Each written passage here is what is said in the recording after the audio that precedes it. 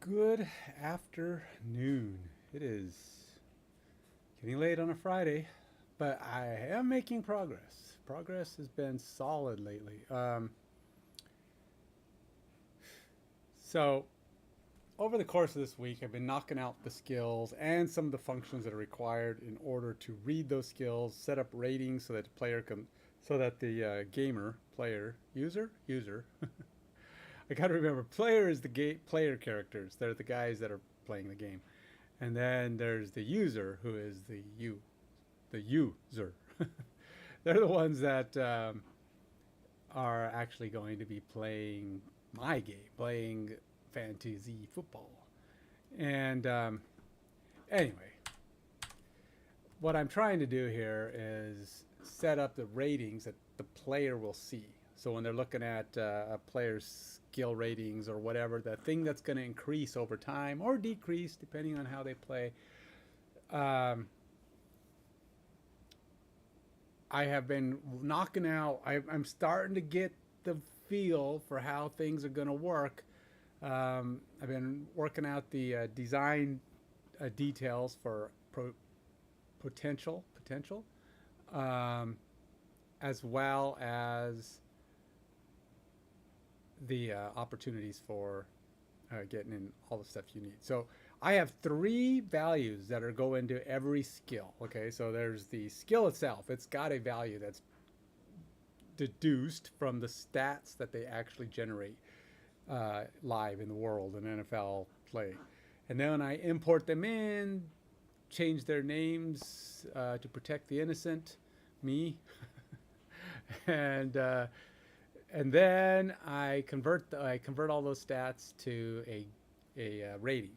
A rating is what the user will see, and then they also have a uh, game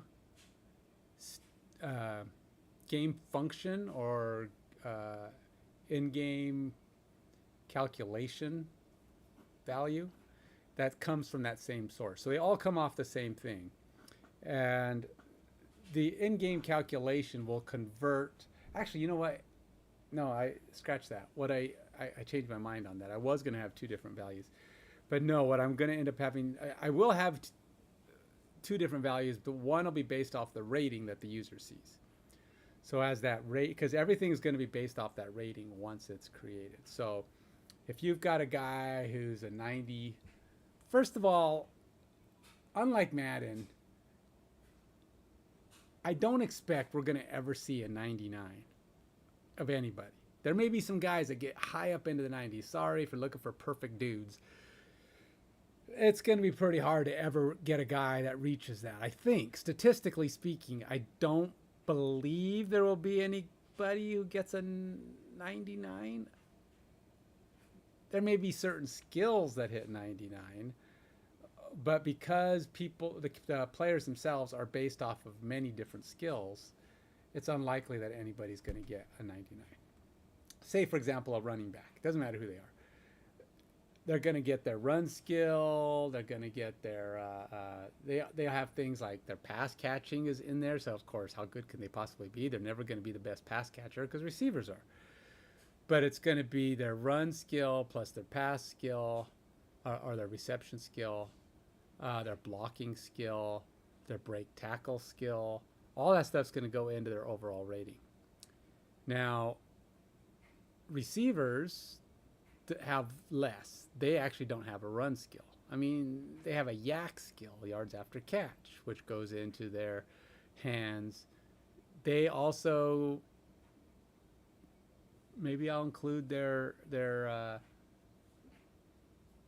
I may even put in big play potential on those values. So ultimately, a lot of these guys are going to have values that are just using too many different things to ever become a max value character. Now, true, I could tweak that and make it so there is guys who get close, but you know, why? I mean, I guess I could do something like set up a rating system that's actually built off of the best player, but the problem with that is if they're built off the best player and he's a 99, if a new guy who is a better player comes into the league, that 99 guy drops. And then you have nowhere to improve to, because I want everybody to have an opportunity to improve. So if every skill can be improved upon, then, except for some, you may be a 99 in this skill, but maybe you want to boost up your blocking, or you want to boost up your receiving, or you want to boost up something else. You can, because everybody's got room to improve. There is no perfect player out there. Doesn't matter how good they are. I mean, you know, I don't care what their particular abilities are. It would be kind of cool to track things like how many yards a person runs, not just how many yards they gained, but how many they run.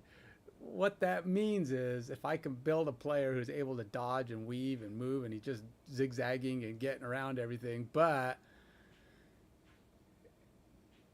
it would start to build up his run skill potentially, you know, but it also could result in his, you know, his other things not being good if he ends up losing yards a lot. I haven't gotten to that. I don't know if that character is going to exist, but we are going, you know, that's just something to think about for the future. I do got to put tags in here. I didn't do that because it never puts tags in.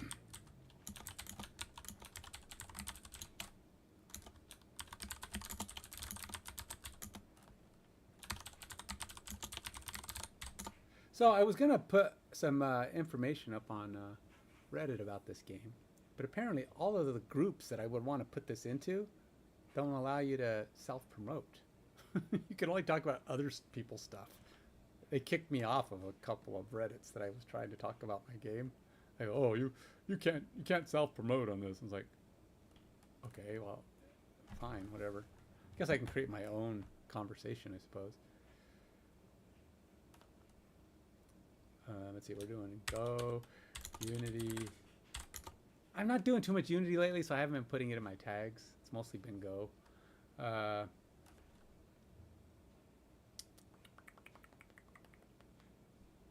don't know. That's good enough for now. I'm sure there's something else. But yeah. So what I'm working on right now. Okay, so I finished building up my offensive general offensive skills, or non-QB offensive skills. That's what all these values are. I've got them saying in development, but they're actually probably should be in test now. I've built them. The thing is, I should probably put them all in testing, because oops, I didn't. This one never went to test. Never went to development. And that one, I got that guy done. And this one. That guy never got to development either. Sometimes I'll create this thing and then I don't actually set up the test for them. So once I mark them complete, or something deployed, or whatever the end state's going to be, that's when I will clear them out of my. I'll clear them off the system. Anyway, so right now I've got quite a few. I'm starting to add a lot, but I figured out how I'm going to do yards per catch, or yards after catch, as well as yards per rush and kick return and punt return. They're all fairly simple. They're all generically based on the average a player actually ran on doing such a thing. But as you can see, I'm doing this thing on all of my skills now, where I actually get the minimum value for any player that doesn't have the skill, like they don't have the stats, they've never ran a punt back, but they'll get the minimum skill. And I have a logic built into this get scale min that says, hey, if it's negative 99, just bring me the minimum skill with an adjustment on it, which basically means the adjustment says, well, it's the minimum skill. And if a value that, say this one, sets the minimum skill at something new, it'll drop it, it'll actually set it to slightly less. And then it sets the current player at its current skill. The idea is that the minimum skill is actually going to be lower than the player's skill. So when it's first created, we will set the minimum at a value that's different, and then we'll set the actual value. The idea is that the minimum player, the guy who's the worst, which is guys with no skill at all. Well, there's two. There's those that do it and they're bad, and then there's that have never done it and they just assume to be bad. So they'll get a value that's slightly less. So they'll be the minimum. What the minimum is in my league is going to be kind of debatable. I'm not going to have zeros. You're not going to have a guy who's got a skill of 0 on anything. They may be bad, but they're going to have something. Maybe certain ratings or certain skills will get like a different minimum, a different base. I don't know. Haven't decided. But that doesn't matter. It's kind of just visuals at that point. But the point is you got to give enough gap so that there can be moving up and moving down. Bad players can't really get worse, but they could end up getting cut. And then like a lot of rookies with no stats might be low, but they're going to have, high potential. Some of them might even get, I haven't decided, because rookies I think are coming in with 1 year's worth of stats. So they'll come into my league with rookie stats. And so they'll be your rookie, but they're going to have rookie stats.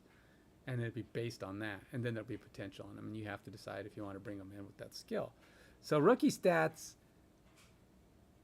are going to be interesting, right? So you may actually want to draft a totally different guy because the rookies that come into the league might not be as good as they were when they were drafted. So you're going to have an opportunity to get them for different reasons. Maybe I will set their potential, so that'll get your potential set all over the place. You may have a guy who had terrible rookie season stats, but their potential's high, and that's based on a lot of where they were drafted. And potential can change. It's an adjustable, it's a nebulous thing, right? Nobody really knows what everybody is, but a potential in practice will have an effect that I've already kind of think I've nearly completed hashing out in my design.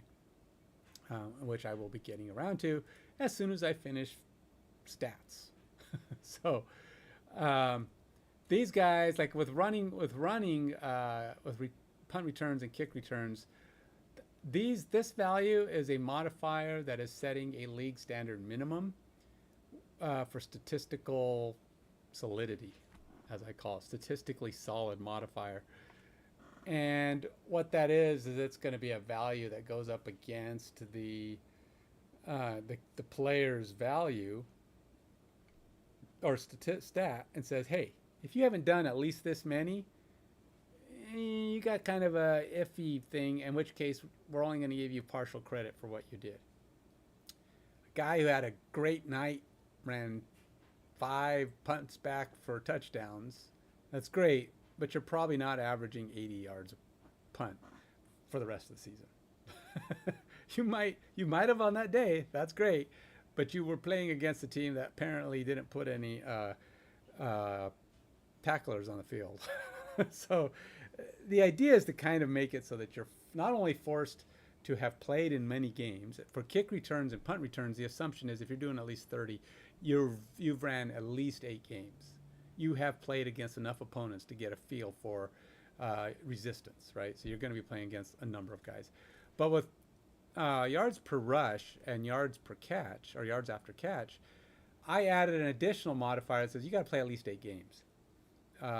Having a great 3 or 4 games and then getting out, you may have the 30 because running backs and receivers can make 6, 7, 8, 9, 10 catches a game, or 30 or 25 to 30 runs in a game, and easily hit the 30, but we don't know how bad their opposition was. The assumption is you may have just been playing a bad team. You could have been playing a great team, but we don't know, and therefore it's not statistically reliable. So the idea is that if you do at least 30 and that you're getting a certain amount and you did it over the course of at least 8 games, then you can have full credit for it. And otherwise, you only get a percentage of the balance. Now, you could have had one great game and then didn't do anything for 7 games, which kind of is a break, right? I would like to even have maybe even a receptions per game requirement that you still only get a fraction based on if you don't get at least X amount of receptions in a game. So if you're but the thing is, I don't know if they did that. Um, I would have to look at every single game to know. I can average it, but then what's the point? If you did that, then you still spread it out over 8 games. Um, so if they had 30 over 8 games, then they had 30 over 8 games. If they had 26 of them in one game and did nothing for 7 games, I have no way of knowing they did that other than to go read every single game and read if they what their consistency was. In which case, it might not be that bad, but it's also kind of a weird thing to justify, right? I mean, I don't know. That's a level of statistical depth that, although may be kind of helpful, maybe at some point in the future I could do that to make things a little bit more stable. But I think taking these two items will kind of take care of it. I could also require a higher level of actual plays. So like for a running back, maybe instead of 30, I have to be like, you know, maybe 100 or 75 or something. Statistically true, 30 is pretty good, but that doesn't, it's a good chance you did not do that in one game. But if I look at my stats and go here and then go look at my running stats, so this guy's rushing.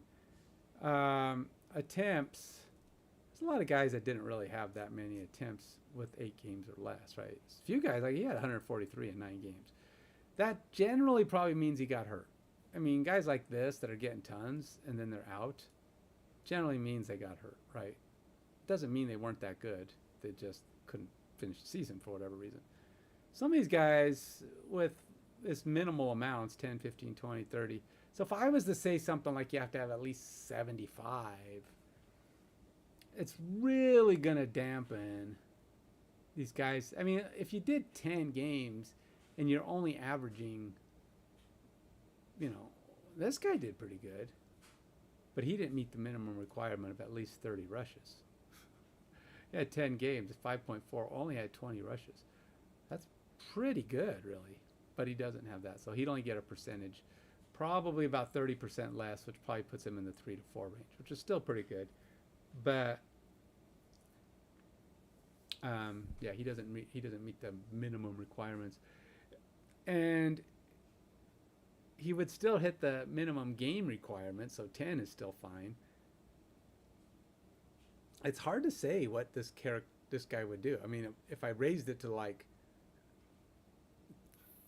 30 or, I mean, running backs, good running backs are getting a lot of them, right? So the more you play, the more you see guys with, well, there's actually quite a few guys that, oh yeah, 16, he only ran one. A lot of these guys only ran one time.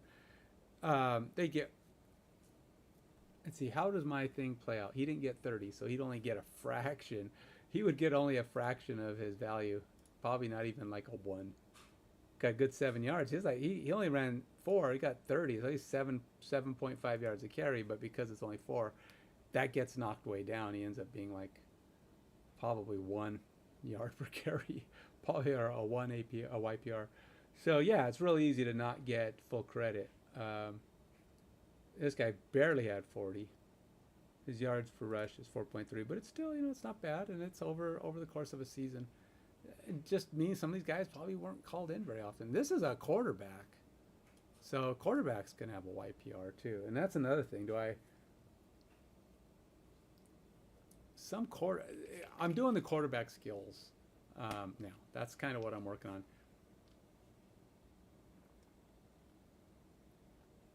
So there are 3 primary QB skills, but one is made up of a lot of skills.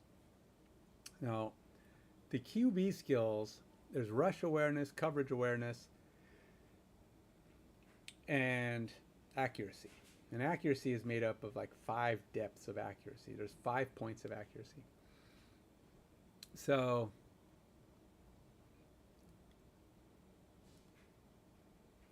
let's see. Oh, this is the wrong page.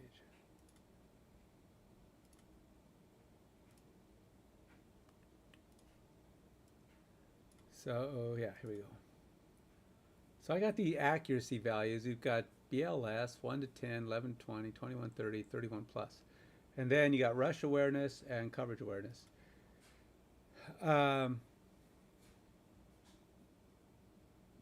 these values are going to determine, once I have these, I'm done. Got all my skills completed.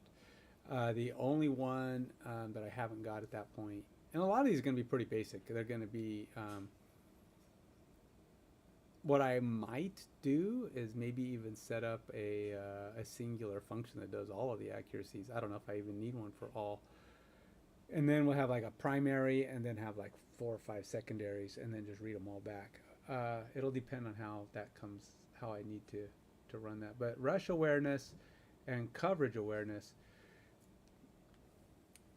Okay, so in game, coverage awareness says it basically gives you a better chance at hitting your target. It's kind of like an accuracy thing, but what it does is essentially makes it. It's going to come down to what I can implement in the game, because I gotta figure out to what extent I want to have coverage awareness as maybe how often he'll call it audible if he thinks it's going to match up to his knowledge, or if he thinks it's a pass or a blitz or whatever, or he thinks that defense is this kind of defense, and it's how's that gonna translate? You can see in my stats here that coverage awareness is a value of even as low as -1. And it's probably intentional. It's probably meant to be something that says this guy's not real good at his coverage, which means perhaps he's less likely to avoid a bad throw decision. So interceptions could become more potential. He might just pick a guy and throw it to him. Better coverage awareness says maybe we should look to see who's in the area.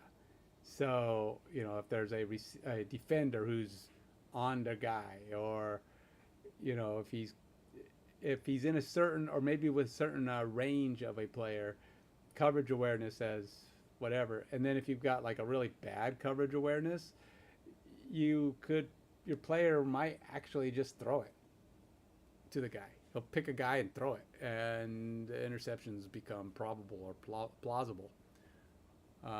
Maybe not probable. You hope it's not probable, but even then you want to kind of make sure that it doesn't mean he's not a good QB.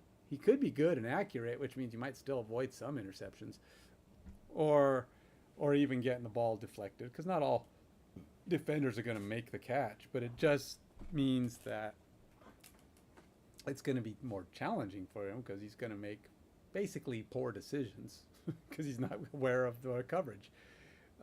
So a better QB is going to have a higher coverage awareness, which means he's going to be able to respond better to what the defense is doing and possibly not make the same mistakes.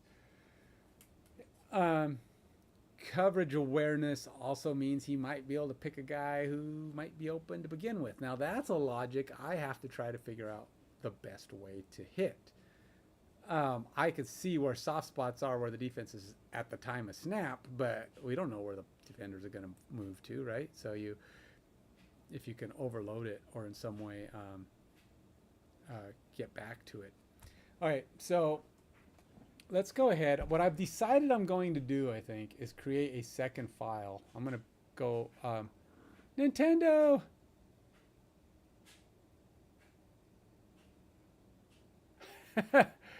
Well, follow them both, man. But no, for one, you haven't been missing that much, okay?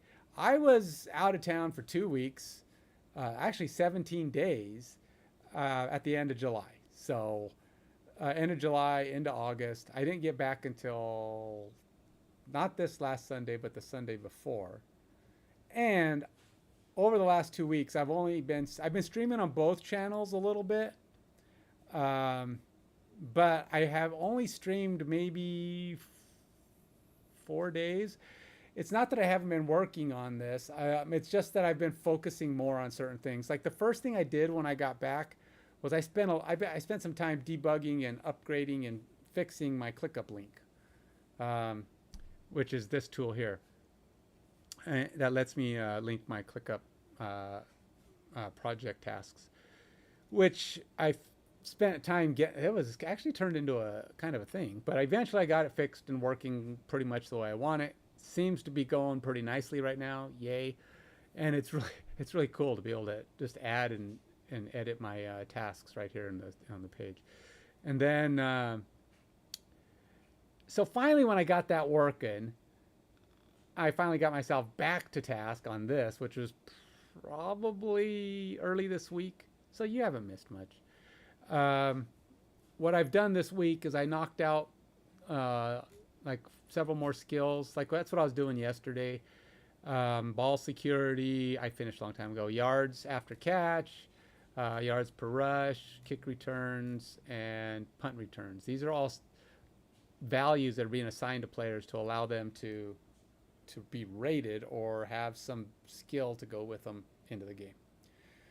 And that was pretty much the end of all my general offensive, defensive skills. General skills, offensive and defensive skills, except for one, which I was just about to make a new file, which is to say I am creating a QB skills. And that's because QB skills is going to add like 5 more skills, and I don't want to clutter my document too much.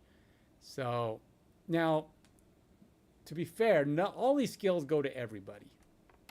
Everybody gets every skill, but you know, only the players that actually do those positions are going to have good values.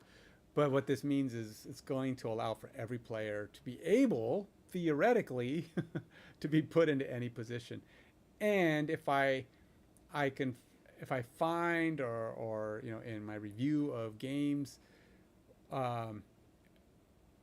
can put players in who maybe played QB once or twice. It doesn't have to be a lot. If they even have 1 or 2 or 3 attempts, that will give them a better chance at being a QB. It may not be great. Maybe they did something pretty good. I don't know. But it'll go on and give them a little bit of a stat value that can be used if you want to throw in, you know, a CB at quarterback because maybe all your quarterbacks died. Well, they got hurt and they're out and you're desperate. Oh no, I didn't. I cut all my backup quarterbacks because they were irritating me, and now I'm in trouble. So this guy has, you know, 0.1 better. He's got a 3-point rating higher than everybody else at QB. So hey, we'll throw him in. Doesn't mean you're going to do well with that guy, but hey, he's better than nothing.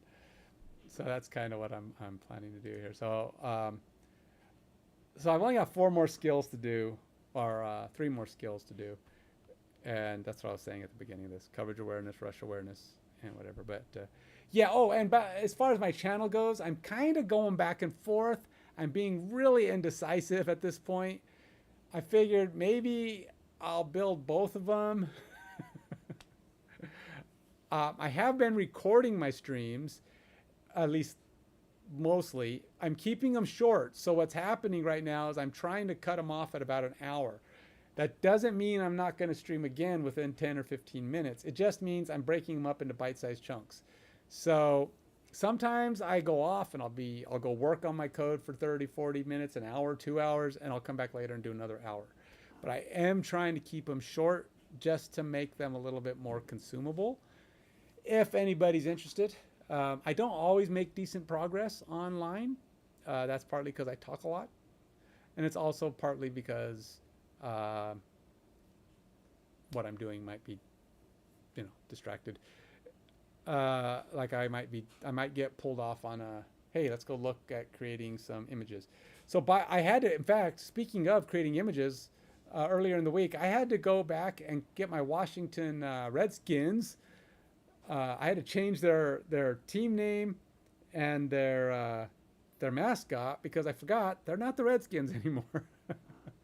So I had to go change them. What I actually considered doing, but I decided not to, at least not right now, maybe going forward, is I consider just like saying, hey, if a team moves in the future going forward, I will create the new team and the new mascot, and those players that were on the original team would stay what they were. They would just be what they are, what they were, whatever. So it'd be like that race of characters just are the last of them. They retire. They're out of the league, right? So they're no longer available. any new league has access to every player in the system. The only way that, and that's because I need to have source. I need to have players in my game.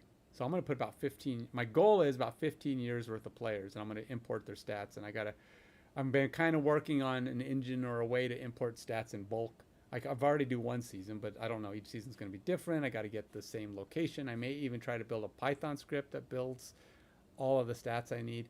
But either way, I'm going to try to build up an import that pulls in, whole seasons.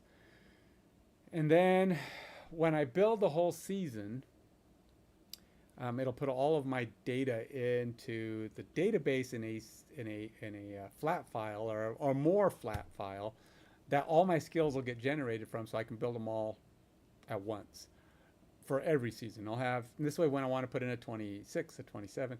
No, Python is not good. Don't go there. Don't go there. I'm not going to talk about the quality of Python. The only reason I'm thinking about using Python is because that's the database that seems to be, there's a standard database out there that has NFL statistics in it that is publicly accessible. And there's a lot of help and YouTubes and stuff out there to help design Python scripts to pull data from that database or whatever the Python source is. It's the only reason I'm using Python. And I am so glad I did not go with Godot. Go with Godot, I guess, yeah. Instead of Unity. Because I did not realize that Godot, for one, I know they use their own language, their own coding language. And my son decided to start playing with Godot. And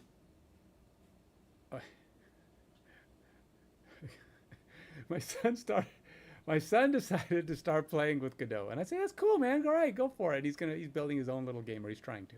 And he's not doing it full time. He's kind of just dabbling right now. But he got into it. He was following some YouTube videos and teachings, and I was helping him out because I understand enough of code structure to help him figure out what was going on and things to look at. And I also showed him how to kind of get started with AI to get some assistance. And so, yeah, he was making progress. Great. But he ran into an issue. And he had copied the code perfect. I was looking. I was like, it matches the code exactly. But guess what Godot does? Just like Python. And the reason I hate Python with all my heart and soul.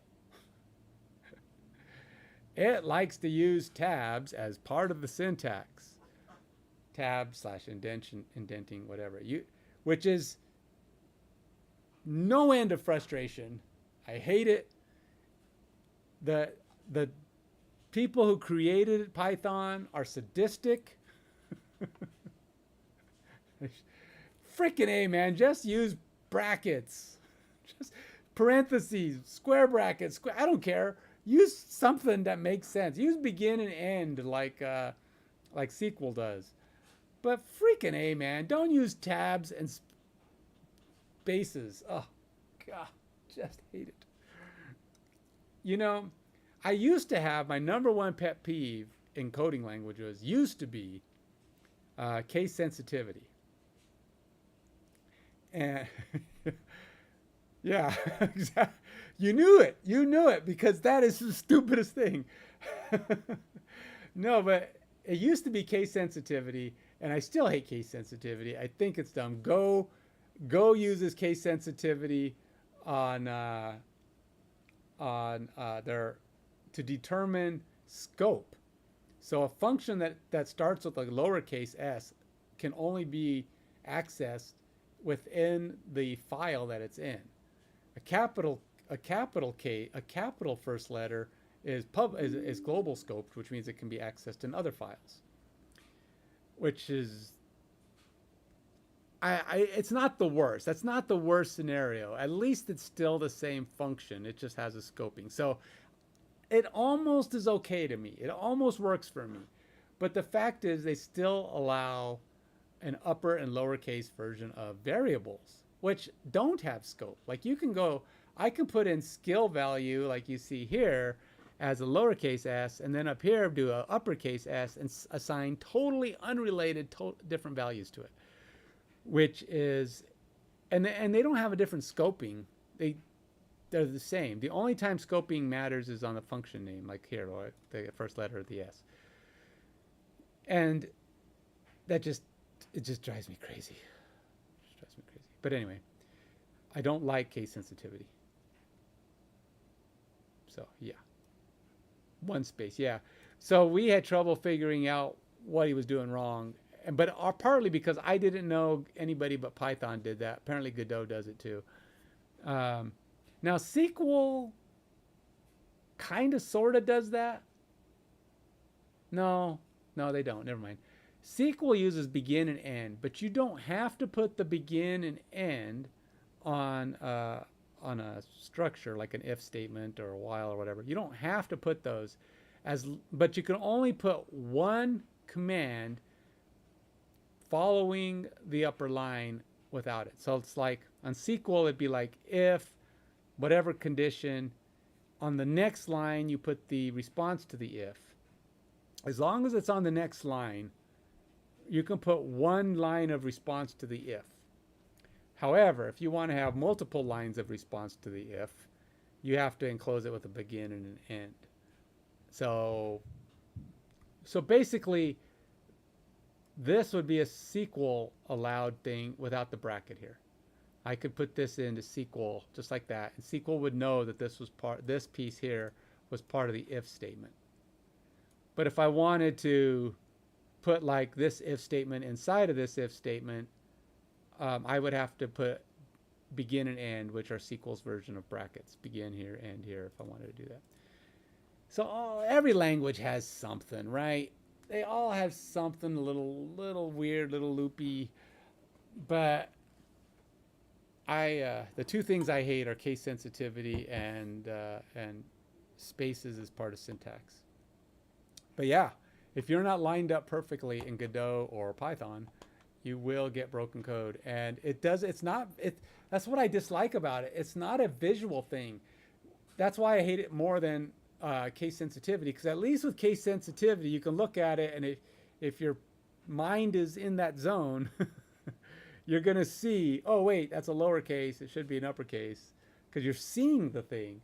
Spaces and tabs are invisible. I mean, yeah, there's indentation, but they're invisible.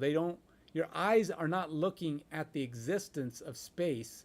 What they're looking at is the position of the words, and you've got to figure that out, because space is space. Your brain doesn't see space. So when you're looking at code, you're going, does my code match? Yes, my code matches. And you're not thinking space. Now, yes, you can train your brain. You do Python all the time, do Godot all the time. You probably get used to it. And I get it. Eventually it becomes easy. It doesn't mean I like it any more than I like case sensitivity. And the thing is, everybody's got case sensitivity. So it's not like one goes, hey, we're going to use spaces, but guess what? We're not going to use case sensitivity. I'm like, yes. Actually, SQL, you can turn off case sensitivity in SQL. Well, yeah, you can set the database to be case insensitive. In fact, at my last job, all the this was bad, though. This is a bad thing. At my last job, all of the pre-production environments were case insensitive. So guess what? We would read, hey, this is great. We don't have to worry about case. Yes, you do, because everything that got deployed to production was case sensitive. So the production environment was case sensitive. So if you were working on your pre-production code and weren't paying attention to case, you go to production and you get errors and things would break. So yeah, that was a bad scenario. If you're going to go case insensitive, people, on SQL, make it business wide. don't just do it in one environment, which is just dumb. I don't know. In fact, I'd almost prefer if they had gone case sensitive in pre-prod, because then it doesn't matter, right? Because when you deploy to prod gets what you did in pre-prod. I mean, that's how it works. You don't get a code in production, so you code everywhere else.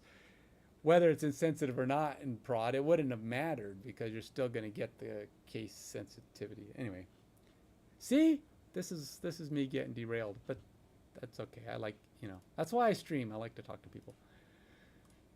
All right, so it also keeps me awake because sometimes I start going, I start rolling in the back of my head. I'm like, okay, I need to either go take a nap or start streaming. So, all right, so I got all of my guys done.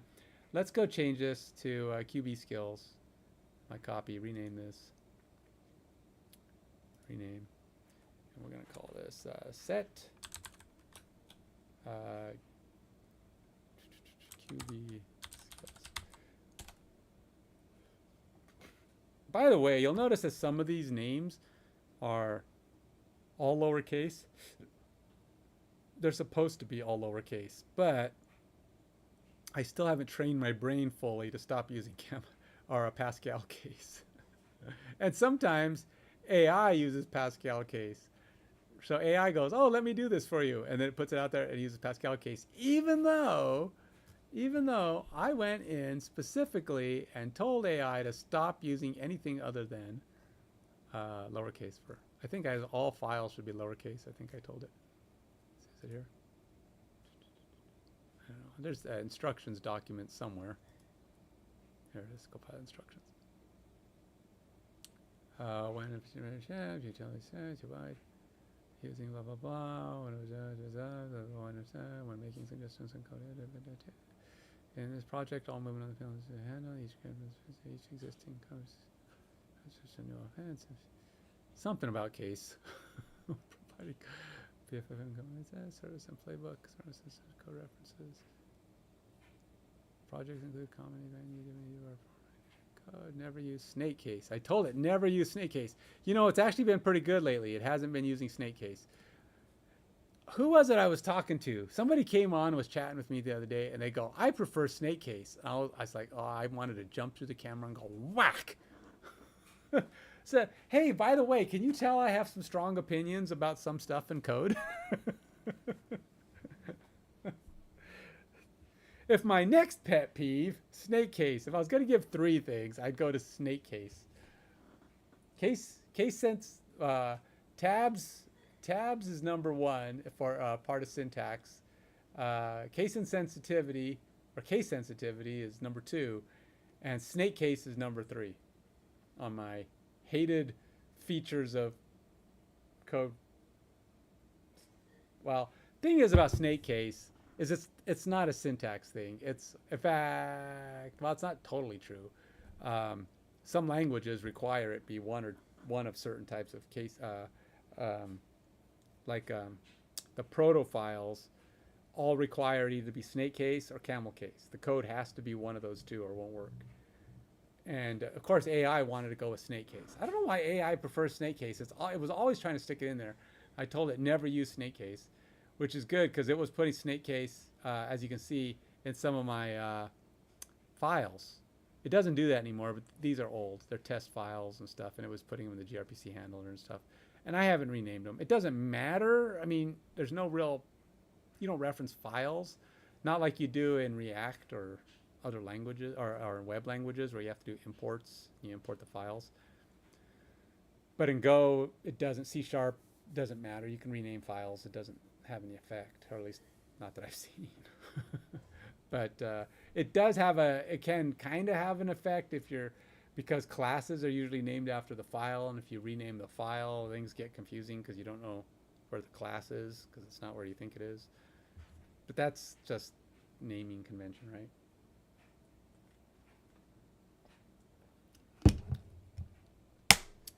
Speaking of proto, I had to put that comment in here.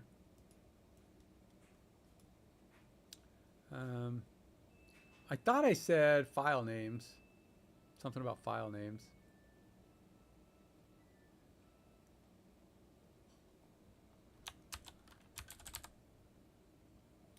In proto files, only use snake case.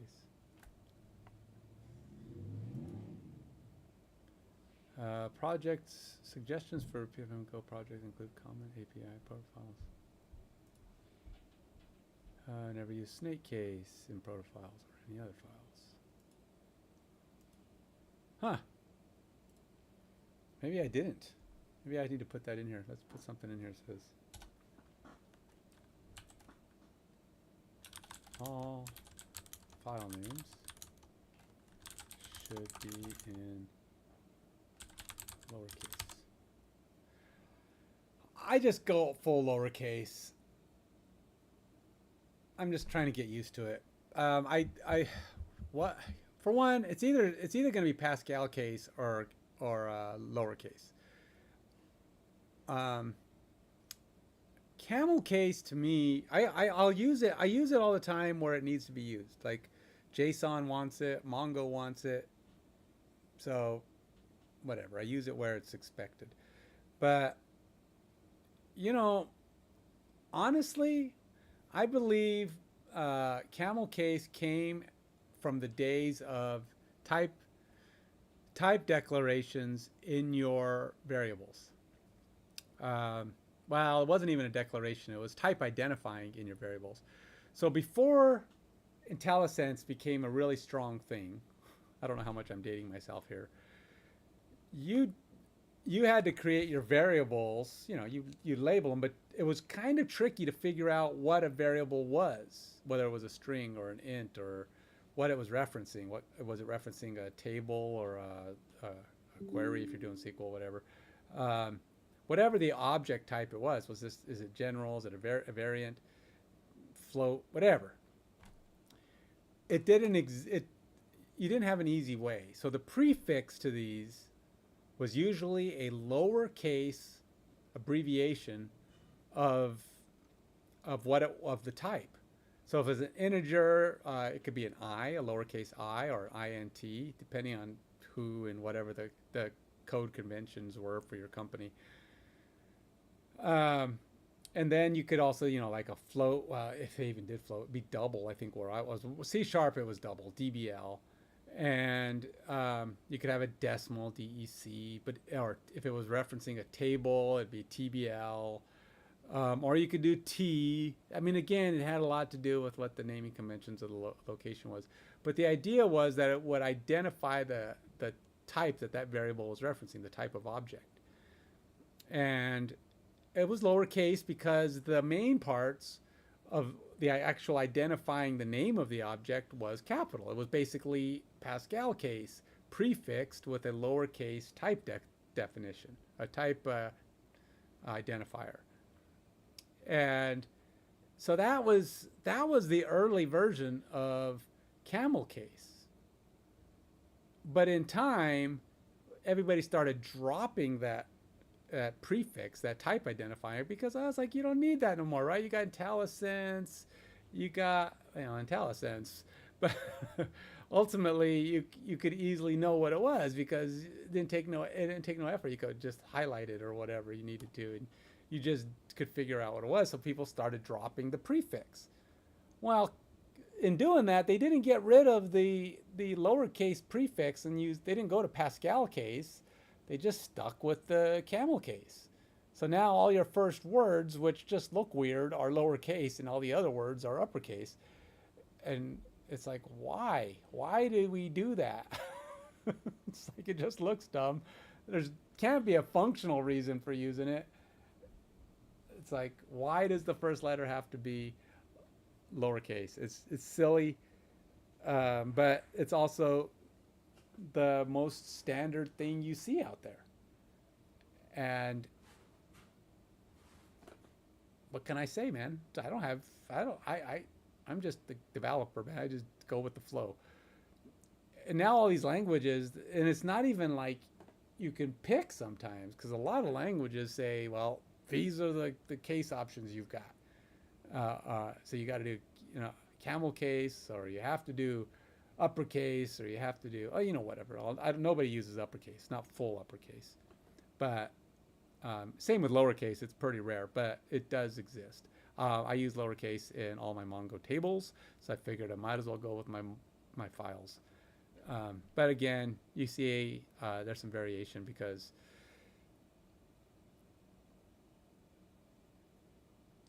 AI does its own thing. It ignores me, so whatever.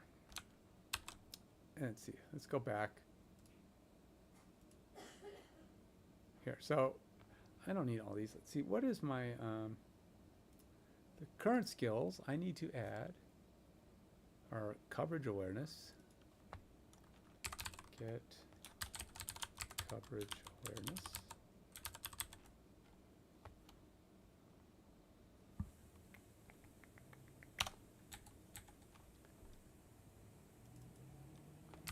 Get rush awareness.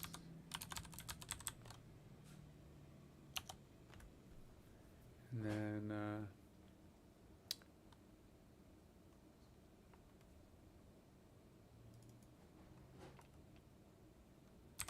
get accuracy skill. Now this one I'm going to do a little different. I'm going to call this one.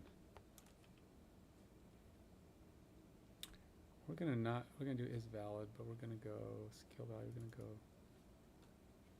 I don't need any of these, I guess.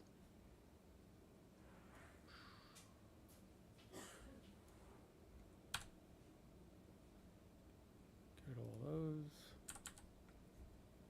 And then we're going to do this. We're going to go AC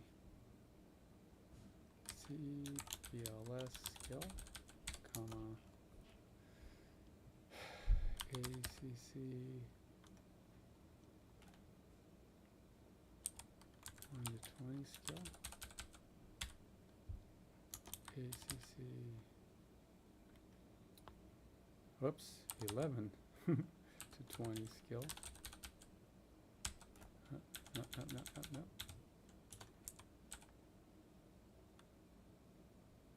And this one is 1 to 10, 11 to 20. Sure. Then we're going to go have ACC 21 to 30 skill.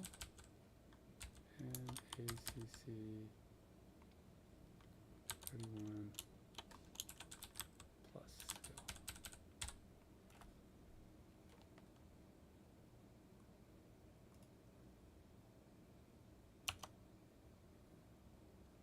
Okay. Yes, that's it. Okay. So these guys don't need to exist. Let's change this. Get rid of that one.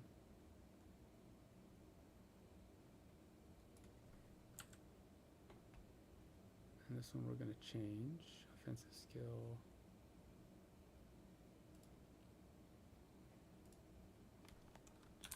Task. QB.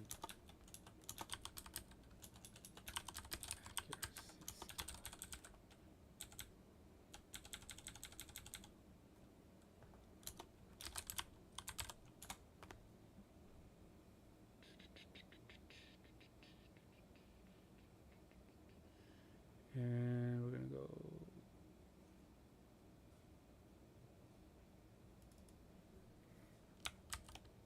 here. I'm going to say float 64 a bunch of times. That works. And we don't have any real values yet. So we're going to call this one. Let's get rid of all this stuff. We do have to have a. Right now, I'm just putting in the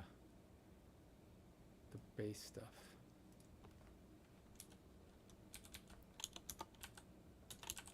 Player stats first, and then we'll just leave it at that. Right, logs. All right, so.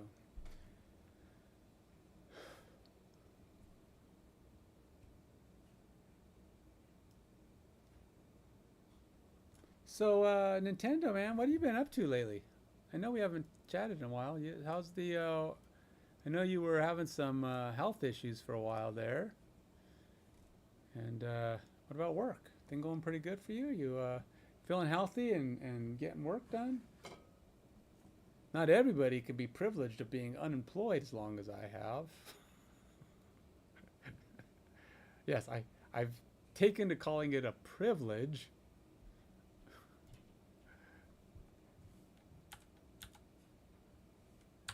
Hey, look, if I don't call it a privilege, I will live it to be a deficit, a detriment, right?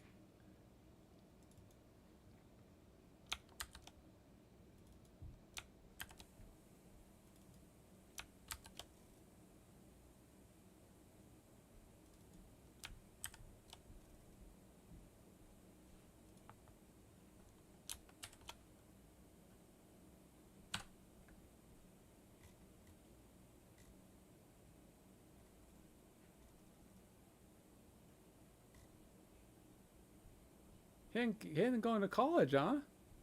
What are you going? Oh, you were. Now you're going for programming, right? Isn't that what you said?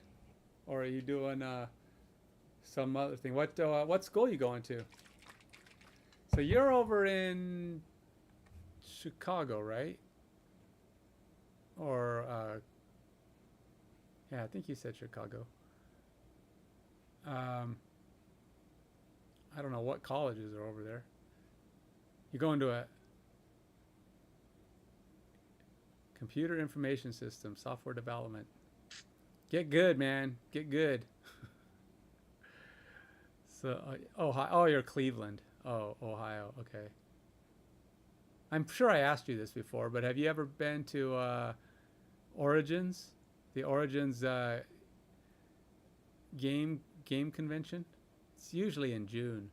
It's in Cleveland, Ohio. Usually, it's one of the bigger board. It's a board game convention. So if you're not a board game guy, probably. Oh, you're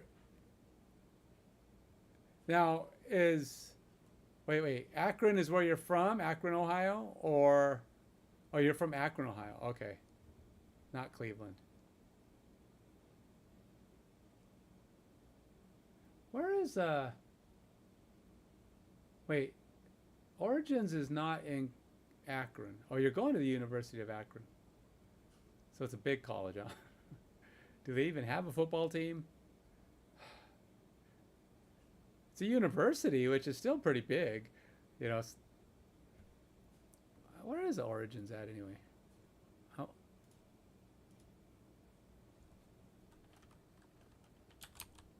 Origins. Well, they call it a game fair. Whatever.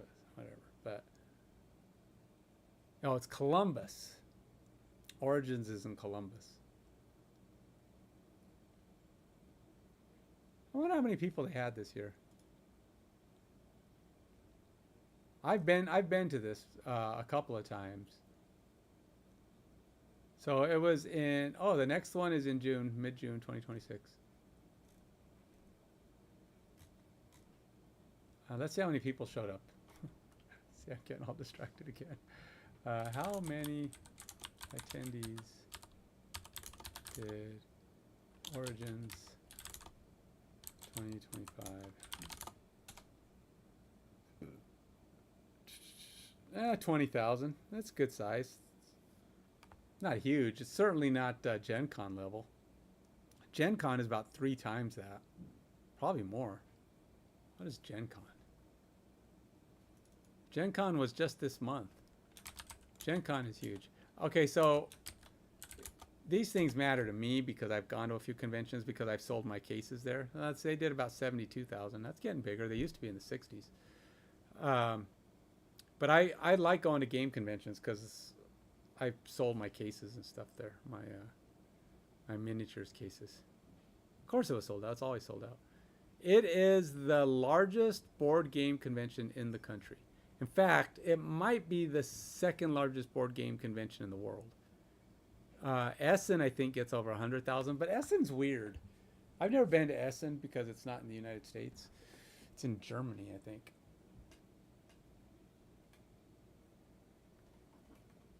But it's also not a fun con.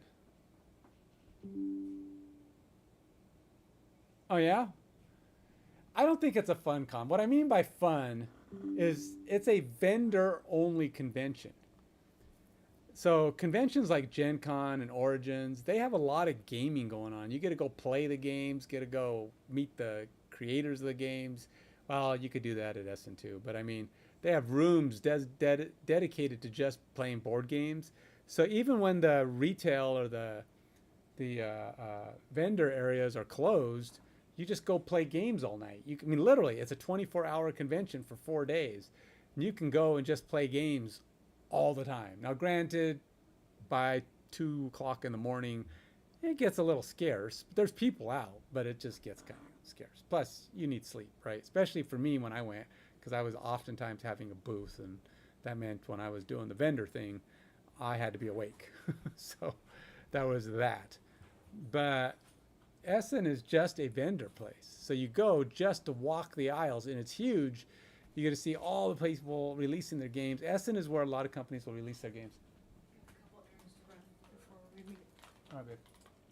Love you. Love you. You're looking nice. We're going to Pizza Coop, so if you want something, I don't know how late we're I gonna be kind of there. wanted pizza today, so Okay, maybe. so I can't breathe. Bring me something home. Okay. Okay. Love you too. Bye. But so yeah, I would love to go to Essen if for nothing else. It'd be a great, cool experience. But I don't know. I have to. Okay, so I created this game, and this game I created a board game called the Puzzle Exchange. I've demoed it with people. It's done. I mean, it's ready to go. Less one thing, art. I thought about just saying, screw it, I'm going to do it all with AI art. And I would have to spend a long time doing it. But I only need like 15 images, so I don't need a lot. Because I can't pay real artists. What I was thinking about doing is maybe doing AI art for the Kickstarter and trying again. Okay, the premise of this is it's like a party game. You can play with as many people as you can fit on a table. So if you got a big table, you can get a lot of people on it. And you literally could throw pieces. You don't want to throw pieces. I mean, well, maybe you do. But it's a puzzle game, and you have they're only 9-piece puzzles. Easy, right? Except they're upside down. And the pieces, you can't tell which way's up on them. They're set up, the backs of them have a number on them from 1 to 9. So the only thing you know is that piece goes in that position. But beyond that, if you're playing with, like, say, 8 people, you have literally 72 pieces on the table, and they're all scrambled. So you don't know which pieces are which, right? So all you know is that your pieces are in the right position, 1 through 9. It's actually 1, 2, 3, 4, 5, 6, 7, 8, 9. So it's a 9-piece puzzle. And you have to assemble your pieces with them face down. You can look at them, but they have to be face down. So you can look at it and go, okay, this piece goes here. I have to rotate that one. This piece goes here. I have to rotate that one. And it's a race. It's a race to get your puzzle done. And you're trading like a stock exchange. I want this. I need this. I need this. Well, in this case, you're saying, I want to trade a number 2, a number 2. Anybody want to trade number 2? And they're like, I got a number 2 for you. And you take your 2 and you toss them your 2, and they give you their 2, and you're trying. All right, oh, that's the wrong 2. I need a 2. Anybody have a 2? I have a 2. And you're trying to get your puzzle, and then you have to get them all in position. And when you think they're in the right position, you say, stop. You don't say done because they might not be done. You say stop. Everybody stops, and that means you're ready to display your puzzle. One piece at a time, you flip them over. Flip, flip, flip. If at any time it's broken, even if you have the right pieces, but they're turned wrong, you have to put them back down one piece at a time. You can use both hands. You can go dun, dun, dun, dun, like that, but you still need to do them one at a time. And as soon as you mess up, you have to put your pieces face down again, and everybody else is already going. They're already trying to solve. And you're trying to get your pieces back in order. And maybe you have them all, and you just got to figure out their orientation right. But you're not allowed to adjust while you flip the pieces. So when you pick them, all you can do is flip them over. Flip, flip, flip, flip. If you flip them wrong, and you know it's wrong orientation, you can't fix it until you flip all your pieces back down. So it's like flip, flip, flip, flip, flip, flip, flip, flip, And then you go, oh no, this one's wrong. Flip, flip, flip, flip, flip, flip, flip, fix, flip, flip, stop. Hopefully someone doesn't finish while you're trying to put all your pieces back because you have to flip them down. So that's kind of how the game goes. It's a kind of fast, it's a hectic kind of party game. And it's pretty fun to play. Most of the people I've ever played it with think it's kind of fun to play. And I want to put it on Kickstarter and sell it. But the problem is, if I put it on Kickstarter and I get the money, I would have to get enough money to buy real art, because I don't want to use AI art because people hate AI art, and it's only like 15 images. And so I would have to get that. I've already had it quoted. I know how much it would cost to build it. It's, I don't know, $6 a game or some crazy thing. It wasn't that much. And then you sell it for, I think you're supposed to do, 5 times, probably about $30 a game. That was at the time I had it ready to go, and that was 5 years ago. But that's why I do these. I'm always interested in game conventions because I have games that I've developed or I'm in development of, and I want to get released.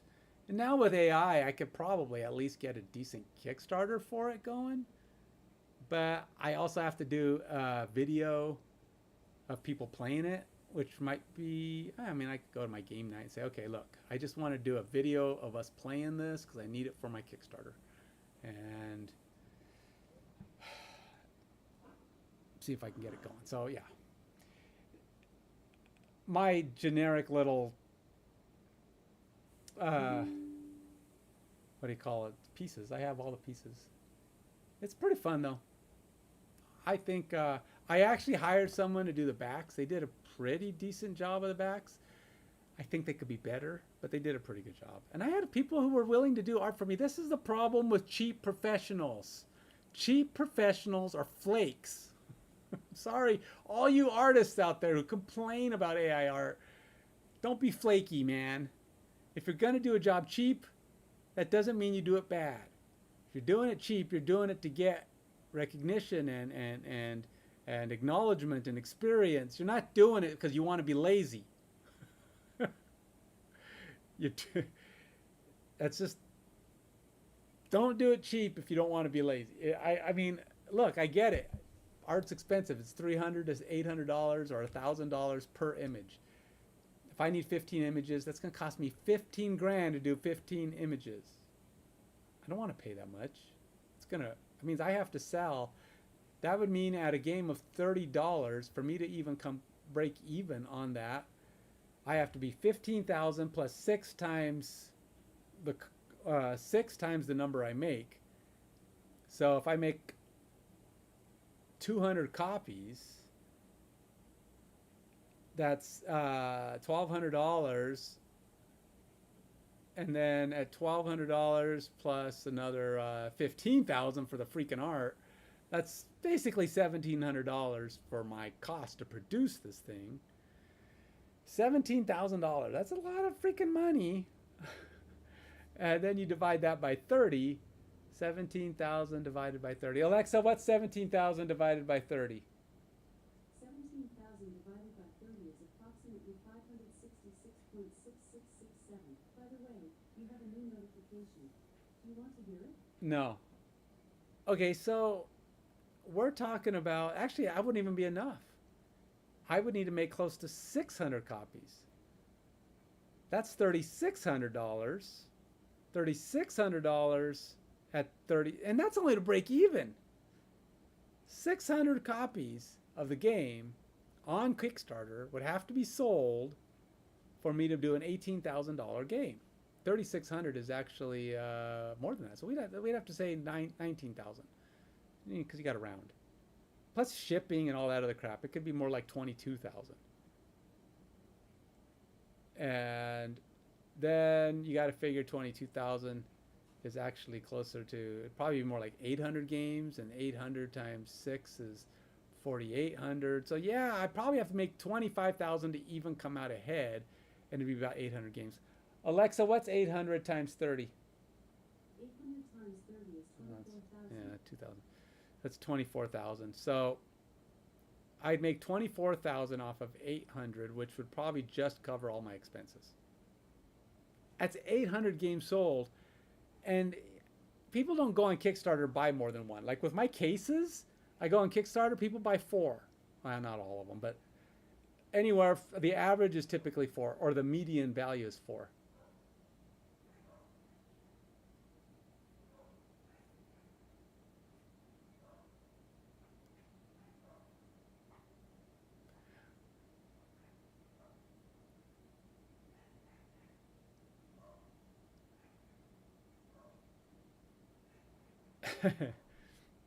Wow.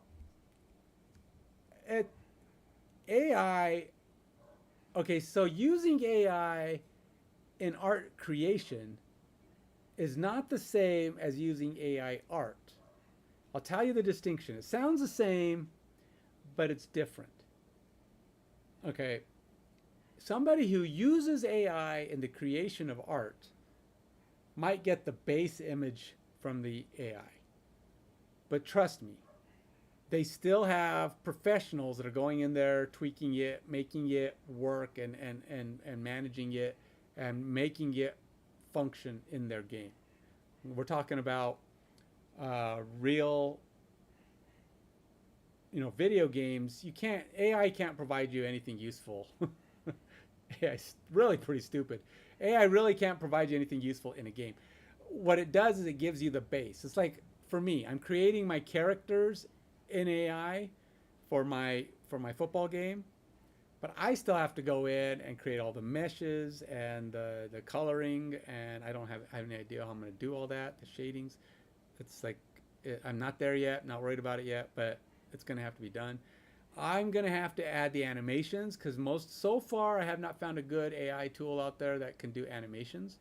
Certainly not the kind I need. So and mostly they like Tipo, which does okay with some stuff. It's skeletal implementation is very poor. So when it has like certain types of animations, the guys are like this, and so I got to build all that myself. So yeah, you can creating a character, but it's different with art that is just taken straight from the art and put into the thing. And maybe if I wanted to create AI art and then give it to a professional to edit, like somebody who really knows their Adobe Studio, Photoshop, or whatever it is, maybe do something like that, or Paint Shop, or what is it? No, Paint Shop is Coral. That's what I have. Adobe's. Not InDesign. What's the one they use? That's the one everybody uses. It's like if you don't use that, you're not a professional. No, it's Adobe's. Man, I keep wanting to say Photoshop, but is it Photoshop? Maybe it is Photoshop. No, yeah, Photoshop is Adobe. Coral Draw is not Coral Draw, but oh my gosh, I'm getting all confused. What do I use?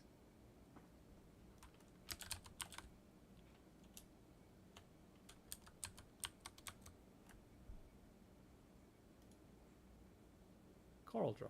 Oh, it is. No, it's not Coral Draw. Oh, whatever.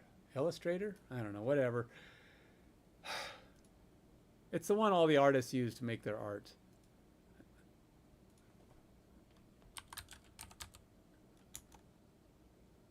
It is Photoshop. Okay.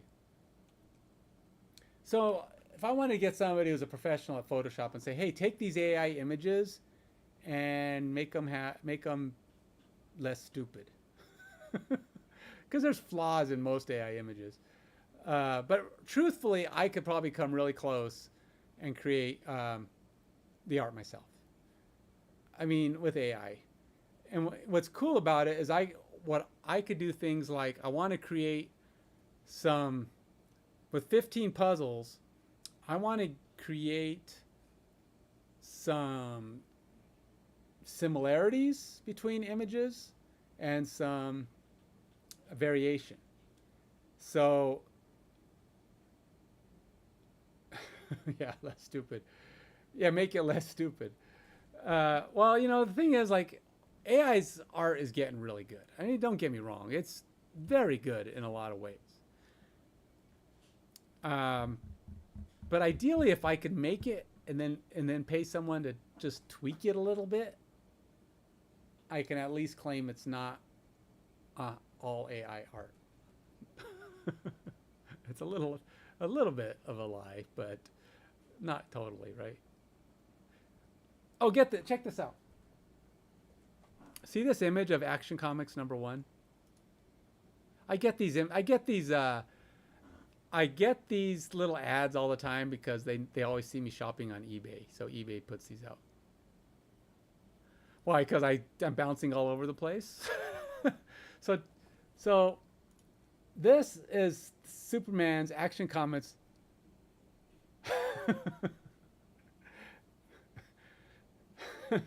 Okay, so this is Superman Comics Action Comics #1.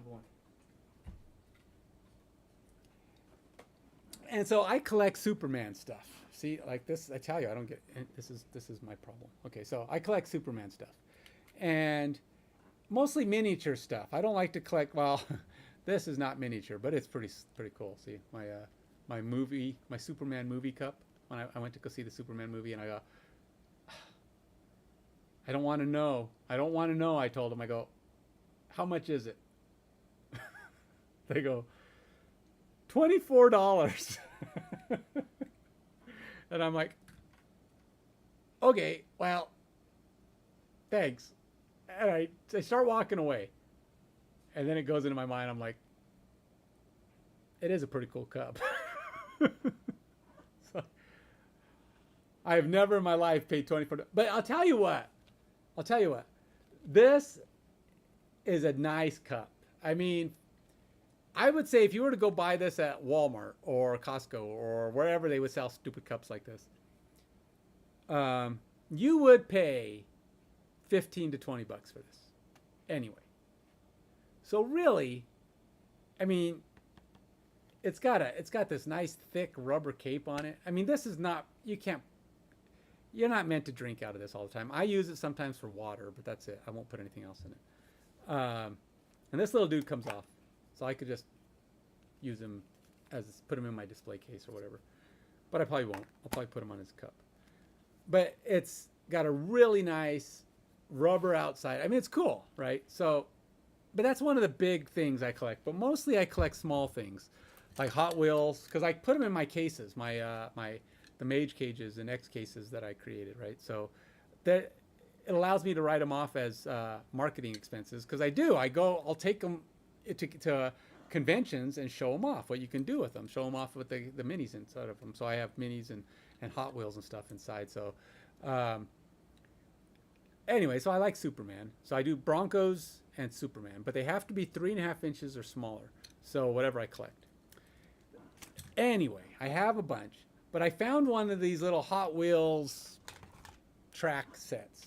This thing, it's cheapy little piece of crap. It came with this little Superman, this little dude, tiny little guy. I don't even know if I can I put this in front of the camera? Will this show it? Okay, see this little guy? Look at that pose. That pose. It looks just like the one on the Action Comics #1, right? He's holding up a car. And I was like, oh, and it came with a Hot Wheel. Somewhere.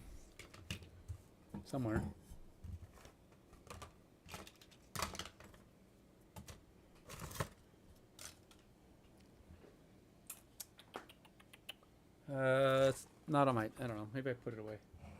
But it came with its own little Hot Wheel, which is a pretty nice little Superman Hot Wheel. It had Superman's little logo on it, and it goes with my other cases and my other units. But I was on eBay, and look what I found. Action Comics #1 Hot Wheel. Yeah. Looks just like the one. I mean, it is. It's meant to be that very same Action Comics #1 Hot Wheel. It did not come with a Superman. But guess what I have? I can do this. Look at that. I can duplicate the Superman pose. And I am going to put him on a base just like this. And I'm going to put, like you see in the image, here, it's got a rock. That's what I'll use on my base. I'll make a little rock on the base. And that's how I'll support this thing, because it's way heavier than a little bit of glue is going to put on these. But I'll put it on him like that, and then I'll have it lean against the rock for support, which will give me that 3 points of support.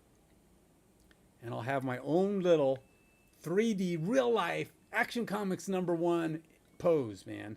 That's going to be so cool. I'm going to do that. I'm going to create it on a stream. I'm going to create that stream. It'll be one of my little artsy things I do every now and then. It'll be on Twitch and YouTube, whatever. Active Minds Gamer. But anyway, I will do that. I will do it soon. It's kind of a thing. Maybe I would do it tomorrow. Maybe tonight. I don't know. When I'm done with my work part of it today, which of course I appear to be at the moment because I'm not getting anything done. See, look, this is all the stuff in my eBay. These are the things I have in my eBay wish list / things I've seen on here that are cool. I got a Broncos jet, Man of Steel, all these little Hot Wheels that Man of Steel things come out, all these different versions. I like to collect them. And then that's a pretty cool Bronco one there. It says not available, but oftentimes I can do searches and find them. There are people who out there and they customize Hot Wheels and they do some pretty cool stuff. I've thought about buying some of those sometimes. But so yeah, see, Superman and Broncos. That's pretty much everything you see here. All these different things. I have most of the Broncos Hot Wheels I found, so there's not a lot of them out there. This is a cool car. Does that still exist somewhere? I may have to write this guy. Oh, he does customs. That's a cool one, though. I should probably write him and ask him if he'll do another one. But that's anyway, distractions. But you can blame the stupid advertising that eBay puts up. But honestly, I'd rather that than, women's underwear. So it's like, people complain, oh, it's creepy that they put stuff up there they know I like. So I like other ones. I've seen me shopping for a Superman t-shirt. I need a new one. My other one got all pilly and it's really kind of so I need a new one, but I haven't found one I like yet. I want to find one that uses like the brushed cotton. Like this one's got a nice cotton feel, so it doesn't get all pilly. But anyway, so I was searching for clothes. Guess what? Now I have all these Superman things popping up, but at least it's stuff that I have an interest in. I'm not that person who's like, oh, it's so creepy. They know. Why is it creepy? You were doing it. They remembered you were doing it. It's not creepy. Now, the people who really complain about it are the people who are doing stuff they don't want people to know about. Those are the people who truly worry about. I mean, honestly, the vast majority of people, there are people who got these paranoid fears of everything, but the vast majority of people who are worried about targeted marketing are doing something online they don't want everybody to know about. And therefore they feel like, what are you doing putting this porn site on my thing? I don't want that. It's like, maybe you do want that because you know what you were just doing this. No, I wasn't doing that. Just yet. No, that wasn't me. It was my kid was on my computer. So yeah, it's like, I don't mind the targeted marketing. It doesn't bother me. I don't feel like I'm doing anything on my computer I'm worried about seeing it. I'd rather see ads for stuff I might actually have interest.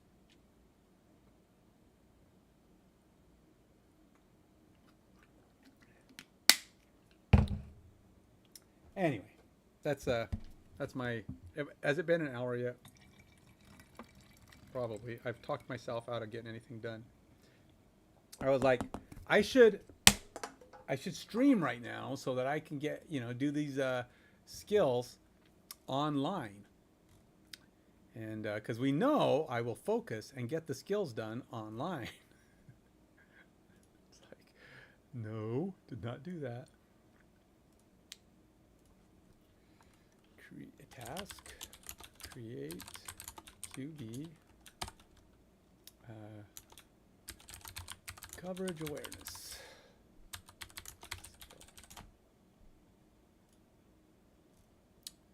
And then where is this one? QB accuracy and this one. Alt CU. And then we'll go here. Players. Game player skills. And, well, Foo, we'll put them on. We'll put it under offense. Task, create, QB, rush awareness.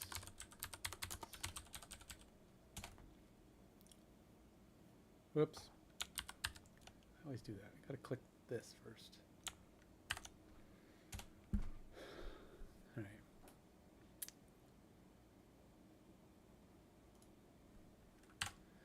And we'll put them both in. We'll put them all in development because why not?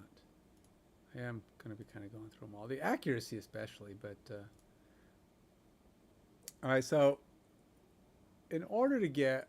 Have I done it? Oh, it's better than so I went so far over my 1 hour. All right, we'll go 5 more minutes. I will see what I can do in 5 minutes, and then I have to cut this off. Like I said, I'm trying to create shorter streams. I know. I just 3-hour streams. Plus, I can't edit them, right? If they get too big, I'm like, oh, that's a 4-hour file. I don't want to edit a 4-hour file. 90 minutes is going to have to be my limit today. And then I might do another one. It's like this right now. I could cut out everything I did, with the exception of a little bit here. I could cut out, like, of the last 90 minutes, I could probably cut out an hour and 20 minutes of it. So yeah, it's not much. Okay, so I'm gonna go look at the coverage awareness. Let's look at that one first because it looks like I have it working on here.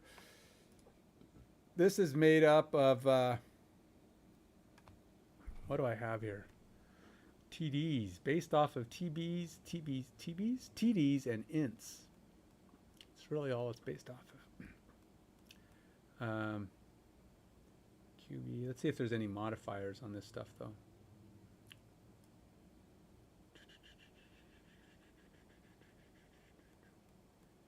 Shotgun, yards, completions, drop passes. What is that? Pass attempts modifier. Oh, I do pass attempts modifiers. That's right. That balances things out to make sure that they get enough in there that it counts. What is that? Completions, BLS. TDs, is that this one? QB fasting TDs, QB ints. Is that it? Neither of these have any specials? They do not. That's it. The coverage awareness is very basic, it looks like. Ints, TDs, minus ints, TDs, ints. Yep, nothing. I have a lot of scaling going on in this stuff, though, which I'll probably have to adjust later. I have to create a lot of scaling in my code so that my skills can be used in the game. But they're going to be based off of the ratings, not off of this stuff like I did here. All right, so what that means is I need to get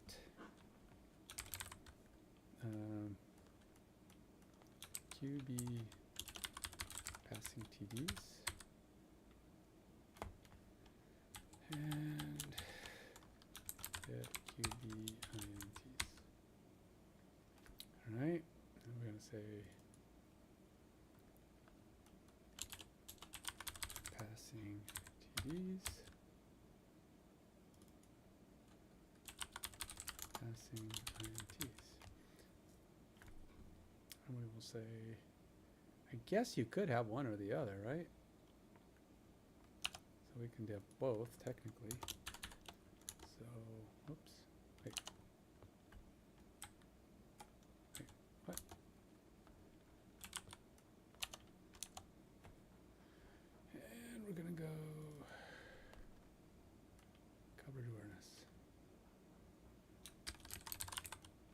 Coverage awareness.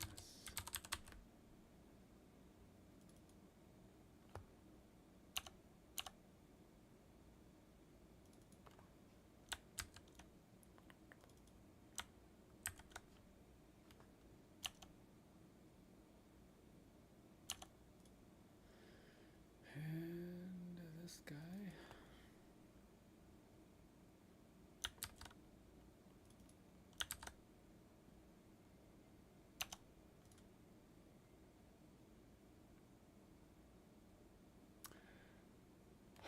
Okay, so the theory here is actually this is coverage awareness. I have to actually build this into something more useful because that's not what this is.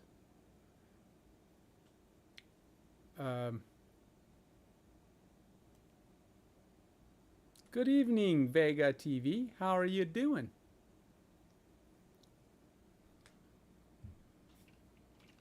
Good evening. So it must be late for you. You're sometime later than me because I don't think it's technically evening yet for me.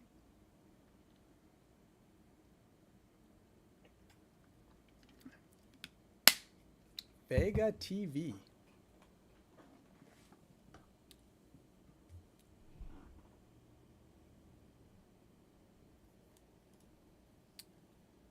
How are you doing, Vega?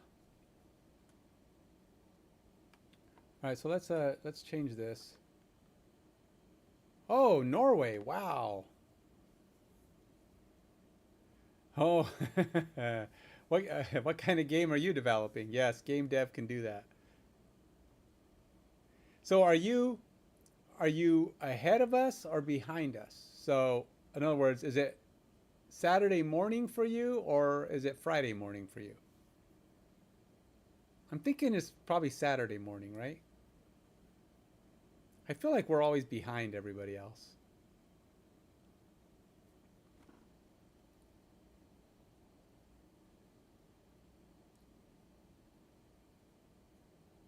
Well, I'm actually, if it's 1 a.m. for you, we are actually where I am is in the northwest. So it is 4 p.m. my time. So you are either 9 hours ahead of me or you're 15 hours behind me.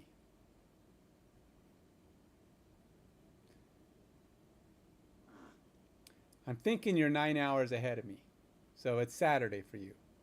Saturday morning, bright and early.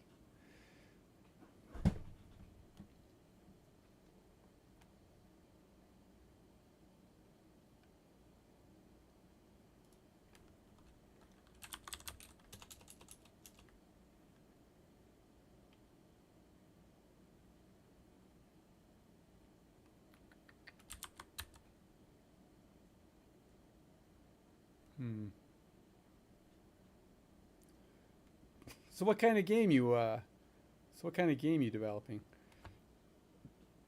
And what tools are you using? I'm using Go, as you can see, from my microservices on the back end, but my front end is Unity and React right now. Yes, I'm doing a React version. A lot of my original development was in oh, diaper changing. Woohoo! Fun, man. It's been a while for me doing that. So must be brand new, baby, huh? Congratulations. I mean, if they're young enough that they're waking up in the middle of the night still, pretty young. So congrats on that. My kids are all grown, all doing their thing. Well, two of them still live at home, but they're busy and out and about doing their own thing. But where I live, living on your own is not a given. It's so expensive. We have here in Washington, as far as the U.S. is concerned, we have the highest gas rates. We have some of the highest housing rates. We have the cost of living in general is like one of the top 2 or 3 in the country as well. I mean, buying small apartments, getting a small apartment can cost you $2,000 plus a month. and that's just, you know, there's not a lot of people who can afford two to 2,000 to 2,400 a month to go live in an apartment, which is as much as a small tiny house. By small tiny, I mean like less than 1,000 square feet. You might be able to get a house where you're making payments that are in the low 2,000s, but good luck. It depends on where you're at. I just live in a really expensive area. Okay, no worries, man. No worries. Go get your baby taken care of. Let's see here. So I'm using passing TDs and I'm dividing it. Why am I doing it that way? The logic being is it's, okay, so I'm building a ratio. It's a ratio of TDs to interceptions, which I guess is good for coverage awareness. How good are you at, but I also think completions should have some kind of like your completion percentage should have some kind of a rate on. I mean, it's a bonus thing. It's really a coverage awareness bonus.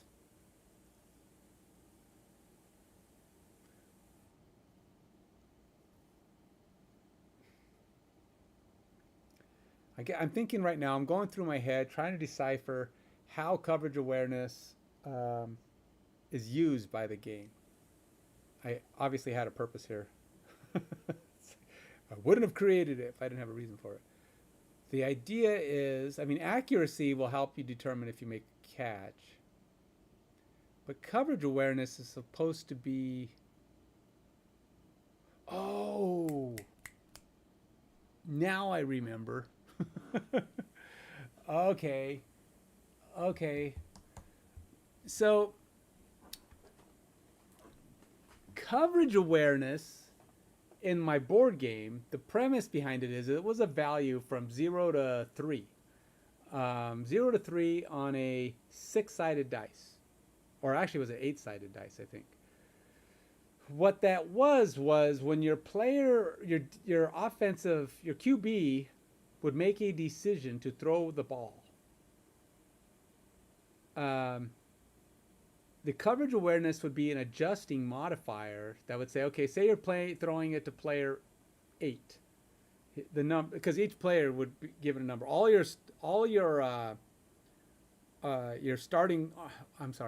your targets, skill position players, receivers, running backs, tight ends, whoever, they would all be assigned a number.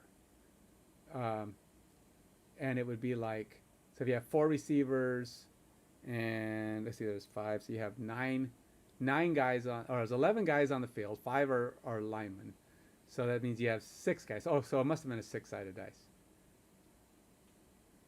because you had 6, and the quarterback is the other person, so that's 6. So that would be 5 guys. So it was a 6-sided dice. So you would have a 5, and the idea is that your quarterback would just randomly pick one of those guys. And if he had good coverage awareness, you could adjust that die. But that only works on the board game, because the premise of that is the quarterback would be, okay, so he'd be like, you would roll a dice to say, okay, my quarterback chose to throw to this guy, and there's 2 defenders on him, because that's where they are positioned. They're on the board game. The board game would have the players down. You'd be like, oh, there's 2 guys there. There's a good chance of problems. If you had good coverage awareness, you could adjust that value anywhere from 0 to 3. If you had a really bad coverage awareness, a -1, your opponent could adjust it by 1. And it's a circle. So 6 can go to 1, and 1 can go to 6. You can go both ways. It goes around the corner, so it's a circle. And so you would actually be able to adjust. So, all right, my guy's got a coverage awareness of 0. I can't adjust it. I have to go there. My coverage awareness of 2 would be, I can actually pick a number of a player, one of these other 2, and choose to throw to them instead. So you say, okay, this guy doesn't have as much coverage. Maybe not the best place. Maybe it's a short pass, but at least he's open. I can pick that player. That's where things get tricky, because this is a video game. AI is not going to know necessarily what the adjustment is.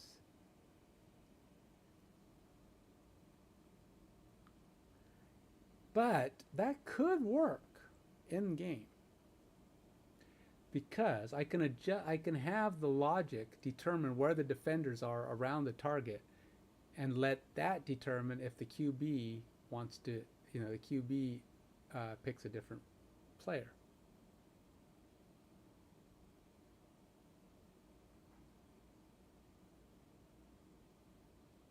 Huh. Huh.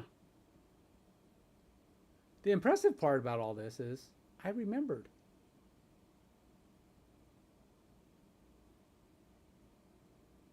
Nice. A space shooter, huh? Like, kind of like asteroids?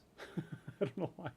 Or is it more like a Star Trek where you're shooting other ships and stuff? I mean, I've never played Star Trek, but whatever. You know what I'm saying? Something like a space fighting game. Or are you talking like a first person shooter where you're driving a spaceship and you're just out shooting down the enemy everywhere? Hold on. Spam risk. I don't want to answer a spam risk.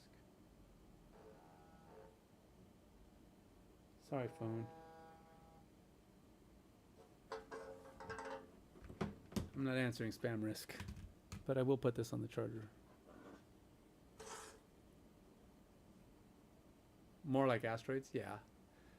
Oh, that's a good. Now, is this the first game you've made? Your first video game attempt? This is my first video game attempt, by the way. I have a lot of years of software development, though. Lots of years of software development. So, I've never developed Go, React, Unity. I had never even heard of 2 out of 3 of those until December of last year. And I had only spent 3 months in React before I started doing this project. But now I've written 100 and some thousand lines of code with the help of AI and refactored it as a result of AI. but I have designed and developed this entire game working. Very cool, man. Very cool. Are you going, I assume you're going PC Steam, which seems to be what most people do. I was originally planning, yes, AI is a very helpful tool, and as long as you use it as a tool and not as your primary source of development, you won't be driven completely crazy. I do use it a lot, but what I do nowadays is I've gotten to the point where I have AI, like say I have a function in mind.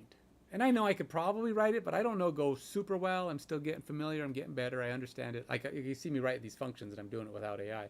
But a lot of it's, copy this. I'm learning. I'm learning enough that I know how to get it going. I don't know how quickly I could put this together on my own.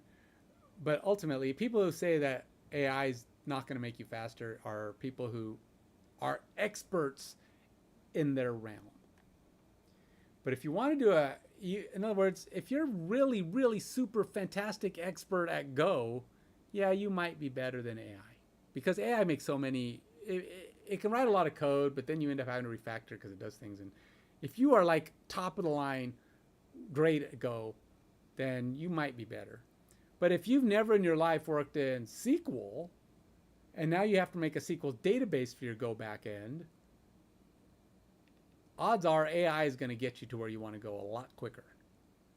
You might still understand the premises of coding because you're an expert in a language, but you don't know SQL.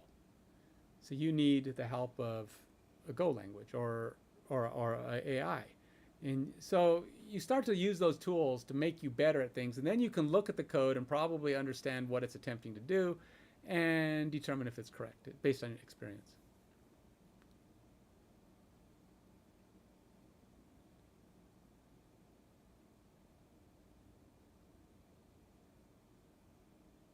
Yeah, that's very much what I have discovered in my time with AI. I have been a programmer now for too long, like way long, I'm not. I'm not ancient, but I was getting pretty tired of coding until I started this game. Problem is,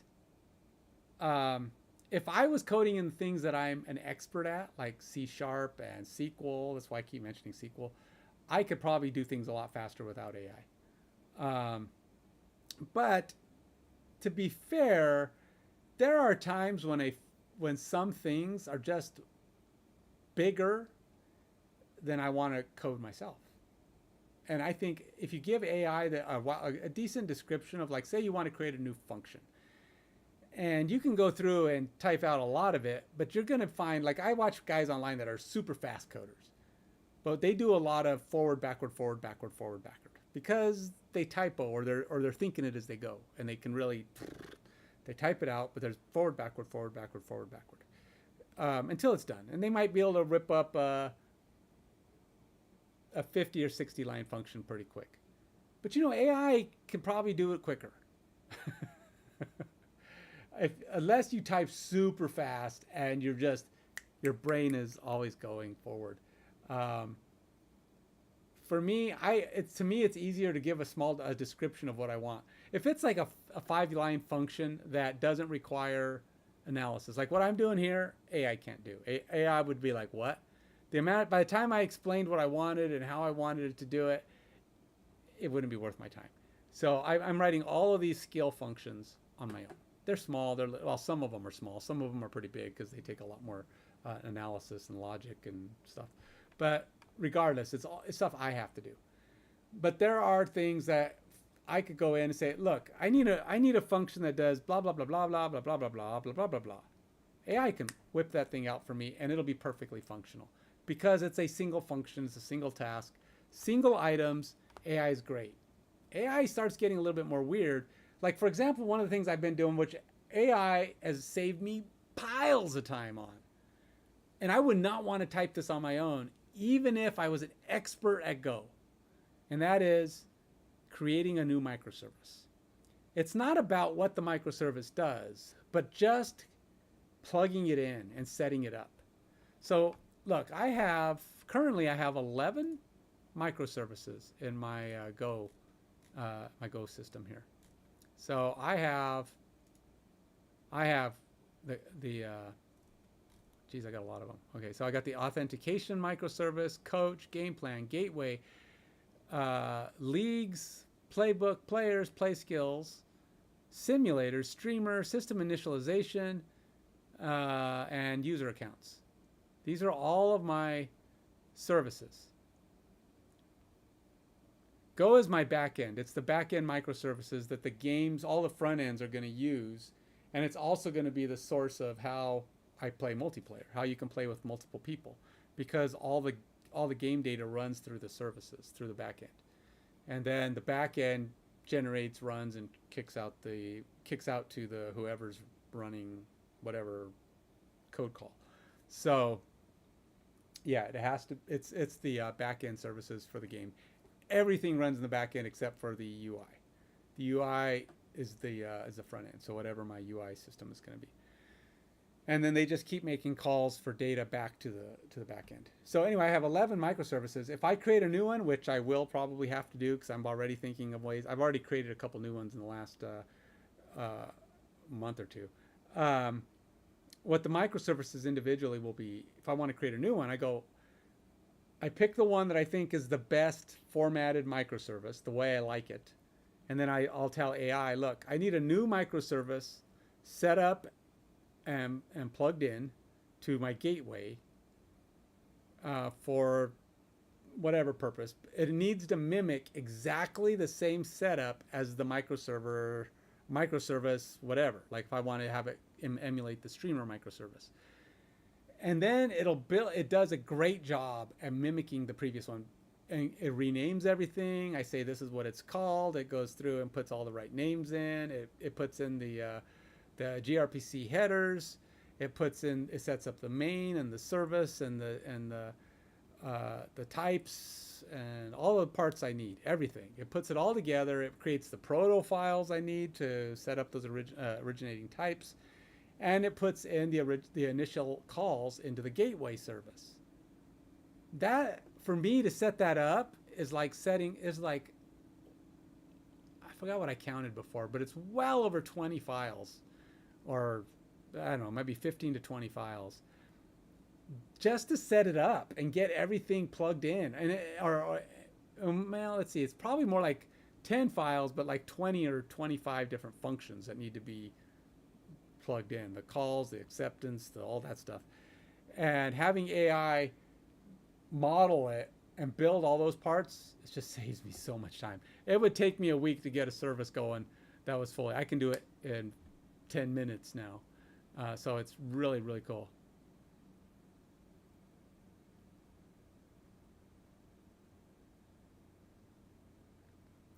You know, I haven't. I've seen a lot of people using multiple AI agents at once. And I've been trying to figure out a use case for doing that.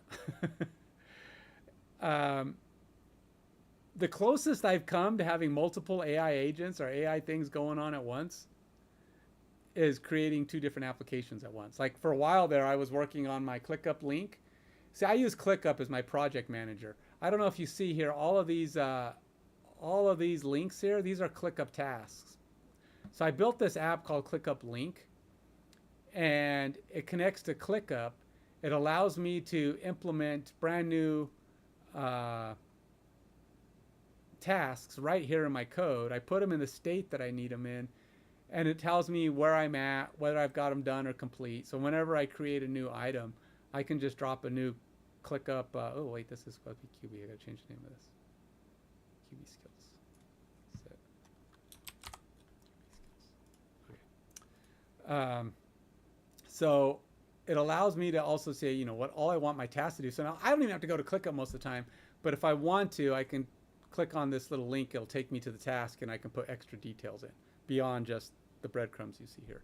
And then I can also go into my extension, and I can look at them. Like if I want to go see, oh, where's this one at? And it'll take me to that piece of code, and I can go work on that one.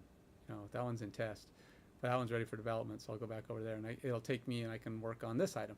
So it takes me to the file. If I want to get rid of all the completed ones, I can just clear them out. So yeah, this is my ClickUp link tool that I created. And I compiled it, made it ready to go. And so if anybody uses ClickUp and they want to try it for themselves, let me know. It's free. I mean, I'll let people use it. And if you like it enough, you can click on this link and buy me a slice of pizza. That's what it is. It just takes you to my KoFi page. But you have to use ClickUp. If you don't use ClickUp, then it don't matter. You know, whatever. I tried to put it on Reddit, and I got kicked off of the Reddit discussion because you can't self-promote here, man. Your stuff doesn't count. The guy was asking for extensions in ClickUp. I'm like, okay, well, I created one. Do you want to try it? And I got kicked off. So it's like, well, okay, I tried to help. It's like, whatever. I wasn't just promoting myself. I mean, it's free. I'm not selling it. If you don't want to buy me a slice of pizza, don't buy me a slice of pizza. Just try it out. Let me know what you think. I like to help people out with it.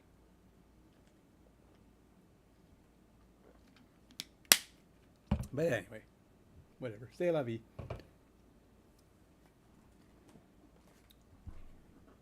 But anyway, that was what I did. When I have multiple AI things going on, I had it working on my ClickUp link thing, which, by the way, I will be honest, until these last few iterations, the initial build, which didn't do as nearly much as this one does, was all done by AI. It was all done in TypeScript. And I hate TypeScript. I hate it. I hate it. I hate it. I hate it. Maybe not as much as I hate Python and Godot because they use spaces and tabs for syntax, but it's up there. Maybe that's my number 4 thing is TypeScript, because all of the type declarations are just a pain in the rear. It's just like there's no end of bugs. AI hates TypeScript too. AI stumbles over it all the time. It'll like do a piece of code. Oh, I have to fix this TypeScript error. Oh, I have to fix this TypeScript error, because it does it too. It misses the type declarations, which are it's just like an extra stumbling block for everybody. But extensions in VS Code have to be written in TypeScript. That's kind of like, I guess, a rule. So it had to be written in TypeScript. And when I first spent the first couple of days working on it, it really was bloating. I'm going, there's not that much here. There's only a few things you need to do. There shouldn't be that much code. It created like 70 files. And I talked to Gemini. I go, Gemini, look at this and tell me if there's duplicates. I used a different model. At the time I did it, I think we were still on Claude 3, and I might have even used ChatGPT 3 or 4. It wasn't, I don't know, one of the earlier ones when I created it. And it was just so bloated. But ultimately, we cleaned it up, got it down to about 17 files. I think it's currently at about 25, but I've added a lot more features and functionality. Like I have these auto refresh settings now. So if somebody were to go change it in ClickUp, like if I was working on a team, so you can see I have these here, and I can actually go on here and assign it to me. Now I'm the only person on my project, but if I had other people here, they could be using it in their code and they could sign themselves. And so when I loaded the task, it would show them on it. So if I sign here, theoretically, if someone else was to put this task in their code, they would see it's already assigned to me. See, it's got me right there. Hello, me. Hi. So it would actually kind of give a little bit of definition of who's got it. So if I were to load a task and it had somebody else's name, for one, I'd be freaking out going, who the heck is in my ClickUp? But if I was actually on another team and they had other people, it would show their name and I'd be like, oh, Joe's working on this already. I probably should go, work on something else. So yeah, and so all of these are bound by these comments, but they get put in when you create the link. So as a result, I can actually take this out. Once I'm done, I can just delete that, or I can have my clear and it'll wipe them out. But it also shows up in anybody else's code because it's stored in that link, or it's set up link. Excuse me. So when you load the app, it'll go, oh, look, there's new ClickUp links here. And it'll load up into whoever has the extension installed. They'll get all of the links. So everybody on the team can have the same information on the project. Anyway, that's what I was saying. So I just had it working on two things at once. That was a long-winded answer to your question. Have you ever used more than one? I haven't done a lot with agents. I don't really know a lot of use cases. You know what AI is really good at though? Okay, so I did my front end in React, and it's not complete. Obviously, I'm not even done with the back end, but it's got a lot of features and functionality. I have some videos if you want to see how far I've gotten with AI stuff. If you go back a little ways in my streams, I'll get back to the front end soon enough, probably as I finish up these skills. But I'm trying to get an early demo done by the end of September. Yeah. It was supposed to be the beginning of September.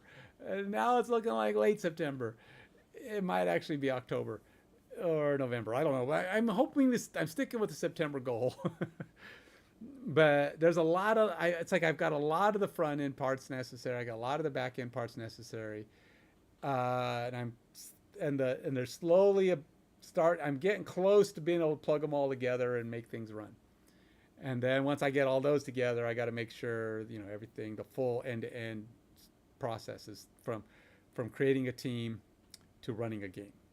That's really the only parts. There's a lot of other parts involved in my game, but creating a team, players, playbook, game plan, all that stuff's been created, but all that stuff has to get tied together fully.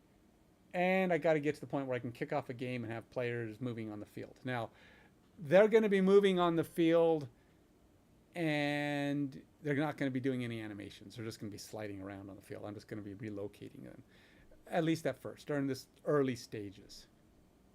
But the idea is to kind of give an idea of where it's headed and how everything reacts together, how all my logic is moving people around. And then I'll start going on to the next phase of adding more and more. But I need a demo that actually shows start to finish, getting a game going. And I feel like I'm close, but we're not there yet. But I'll tell you what AI is good at in React it's good at UI. It's really good at UI. I did some pretty cool things with my AI in React, AI UI in React, that I am 99% sure I would not have figured out. Well, again, I've got like 4 months. At the time I started it, I had like 4 months of React experience, but I was doing some stuff that even in my fairly skilled knowledge of, like, I've created C# applications from beginning to end, like, front end websites using C#. That was it was all .NET, but I was doing .NET Framework, not .NET. What is it now? Code, .NET Code. What's it called? I think it's .NET Code, right? I don't know. Whatever the latest thing is, MCP, whatever.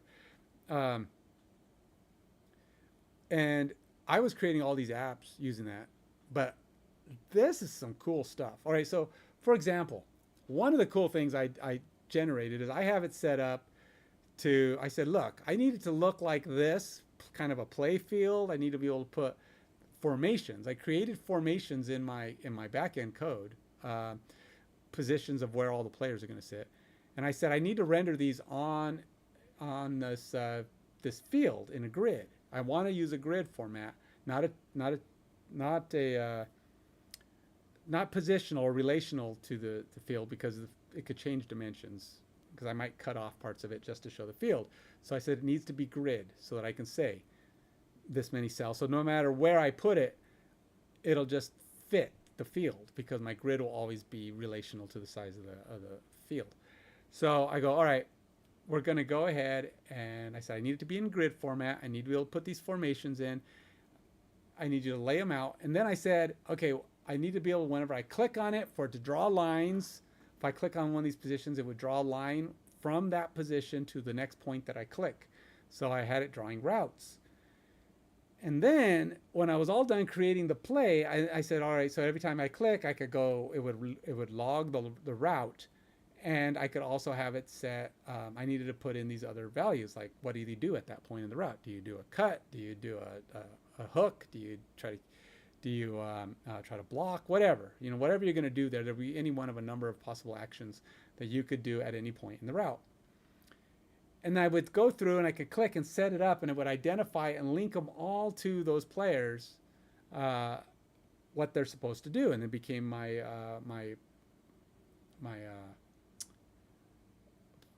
I want to say my route definition, what they did. And then I go, yes, well, for the play designs, yes, I created a play editor. And yes, the game itself will be mostly isometric. It'll have a couple of camera views, but they're top down, right? You're going to be looking at it from different views. But that's the only part of the game that's 3D game, right? It's just going to be looking down at the field. Otherwise, everything is flat 2D, because you're just game plan management and editor, it's just screens and stuff going on. All that will go into playing into the 3D game, but everything else is 2D. So anyway, you'll have this play editor, and I go, what would be really cool? And I was like, I'm going to ask AI this, and go, it's not going to know, or it's not going to know. There was so many times I would ask AI a question thinking, all right, this is it. This is the one where it goes, yeah, there's no way to do that. Well, I go, this is really cool for my route or my play. Now I need to figure out a way to store it, and I did that. And then I'm like, but I don't want to have to reload all these pieces just to show a play to somebody. That's kind of silly. If it's just an image of a play at that point, I just don't want to assign a number to the play definition, and so that card now represents the play definition. But I don't want to have to draw it every time. That's silly. I says, is there a way to take an image of a section of your field, or a section of your screen, and create an image out of it that I could assign? And it goes, oh yeah, there's this, and you could do it this way. And it showed me how to write the code in React to take an image of just the play I created, the play zone I created, save it as an image. I assigned it to my play definition, and then in my Unity editor, or even in the React playbook manager, it would load up all the plays, load the image into a card, and then I have the stats of the play, which aren't, they're just dummy stats right now because they're not attached to my back end yet. But I was pulling them from the back end, and I could load them both into React and into Unity, and I had all these cards, and then I updated it so you can click on a card and it would zoom in and you'd see a bigger version of it because they're pretty tiny on the screen. But anyway, that was one of the cooler things I thought React did, and it was drawn out the way I wanted. I just described how I wanted it to lay things out, and AI is really pretty impressive with how it lays out your React screens. And it wasn't overly bloated in most cases. I mean, there were times when I'd be like, okay, we could probably simplify this or simplify that, but it wasn't like I was getting this big mess of crap on my screen. I mean, it would do what I wanted in a fairly clean manner. So I don't know. I think it does a pretty good job in how it builds UI in React anyway. I haven't tried TypeScript, which I assume is. I mean, it uses a combination of Tailwind if you wanted to, and of course CSS, both inline and file. Tailwind was problematic though, and that seems to be the thing. Tailwind works really cool, but it's got its issues. It can do a lot of stuff, but it's not always great. So I did go back and reformat some of that as I start to get more familiar with React. To be fair though, I haven't worked in React now in a couple of months because I spent so much time in Unity trying to learn Unity, which I didn't know anything about Unity either. AI's come in handy there too. Because at first I looked at Unity and I was like a deer in the headlights. I'm like, what am I looking at? I don't have any idea what this is. And I said, I just want to get a guy moving on this field. How do I do that? And AI stepped me through the process of trying to get a guy on the field. And eventually I had a little dude running around on the screen.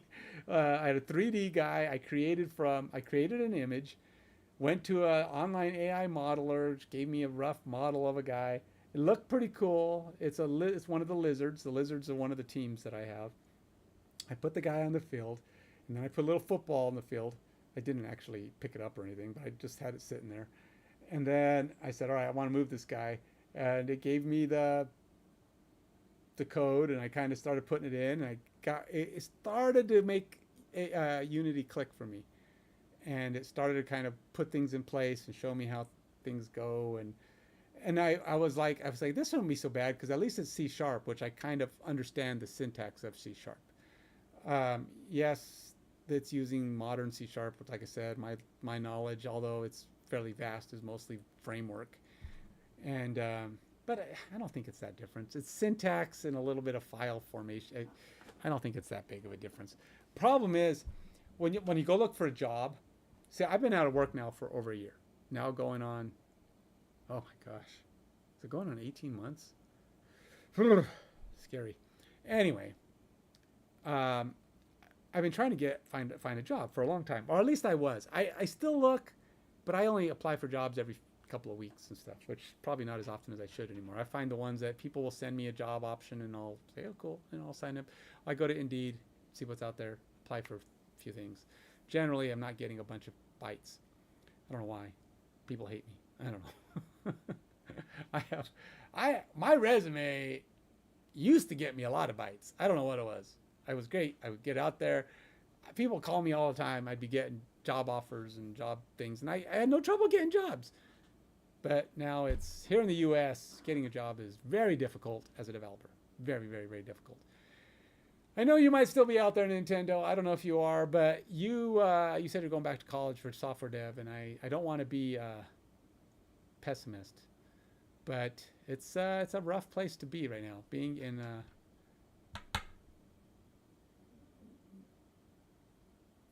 in software development these days, unless you've already got it. Yeah, it's well, the thing is, a lot of the big companies have just been laying off thousands and thousands and thousands of employees. Here's what I think. This is my current observation. AI is a good deal to blame. It's not so much that AI is replacing people.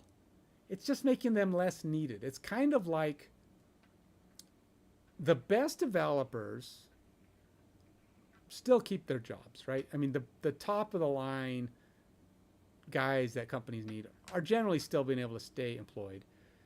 But it's all of the entry level guys that are really just coders. All they do is kind of head down, they come in, they know a little, they come out of college, they know the basic stuff, and they get some guidance from their seniors, and then they go do their coding. But a lot of these companies, Microsoft and Facebook and Google and all these guys, they have an overabundance of developers, and even a lot of other smaller companies. The company I worked for wasn't small, I mean, but they weren't one of those guys. They had 3,000 employees, which I guess is small in some eyes, but they had 3,000 employees. But they were stripping out a lot of their people, and they were going overseas. They were taking all their people from overseas. So not only are we competing against AI, we're competing against overseas.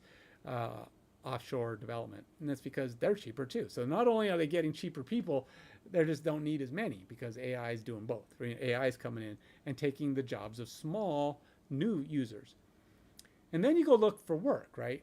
Well, companies are like, well, we don't need a new developer because new developers, AI can take that job. AI can do the new stuff, the basic stuff, the little stuff, and a good senior dev can whip stuff out pretty quick with AI. But here's the thing. I think companies are going to start learning that AI is not so amazing as it used to be. I mean, or as they thought it was. It's a good tool. Don't get me wrong. It's always going to be a super reference, a great learning tool, and it will save you some time in coding.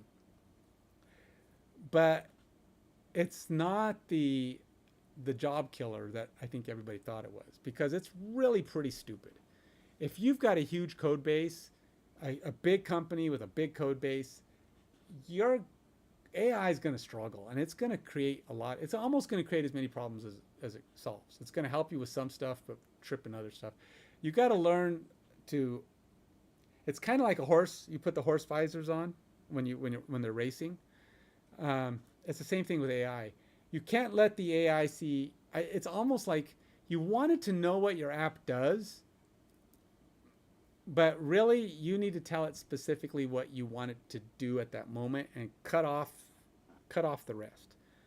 Say, look, I need this to do this, and just do it one piece at a time. You can maybe do a few functions at a time, or maybe one basic task, but it's got to be within a scope that the AI is not going to trip over. My app, it trips all the time. I have to be very explicit. Like, you need to consider this service, what this service is doing, use these variables, use this commons code, use these things in developing this piece for this other service. Don't reinvent the wheel. And this is one of the things AI likes to do. It likes to reinvent the wheel. And the other thing AI does that's kind of annoying, which I don't think is a flaw. I don't know if it's a flaw. Some people might think it's a flaw. It's very. It puts in conditions for things that are really not necessary. In fact, it's bad, right? It'll like say, oh, just in case this value doesn't have something, we'll put in this default value. And it says, if blank, blah, blah, blah, use this instead. And I'm like, you can't go making up values. Yeah, that's going to prevent the error. But I'm also not going to know what the heck happened. Why is my code coming out crap? I got to go debug what you're doing. I'd rather my code break for missing data. If data doesn't exist, don't put some bogus thing in there. It's like, what am I going to do with that? I don't know how to. I'm not going to want to try to figure out, well, why is this weird value coming out? It's not even in my database. It's like, stop it. There's a lot of times where I'm like, nope, delete that. Nope, delete that. Stop trying to put in default data. Here's the other thing it does. Yeah. It's like I said, there's a lot of things that you're like, AI's got a lot of problems, but it's also good in some ways.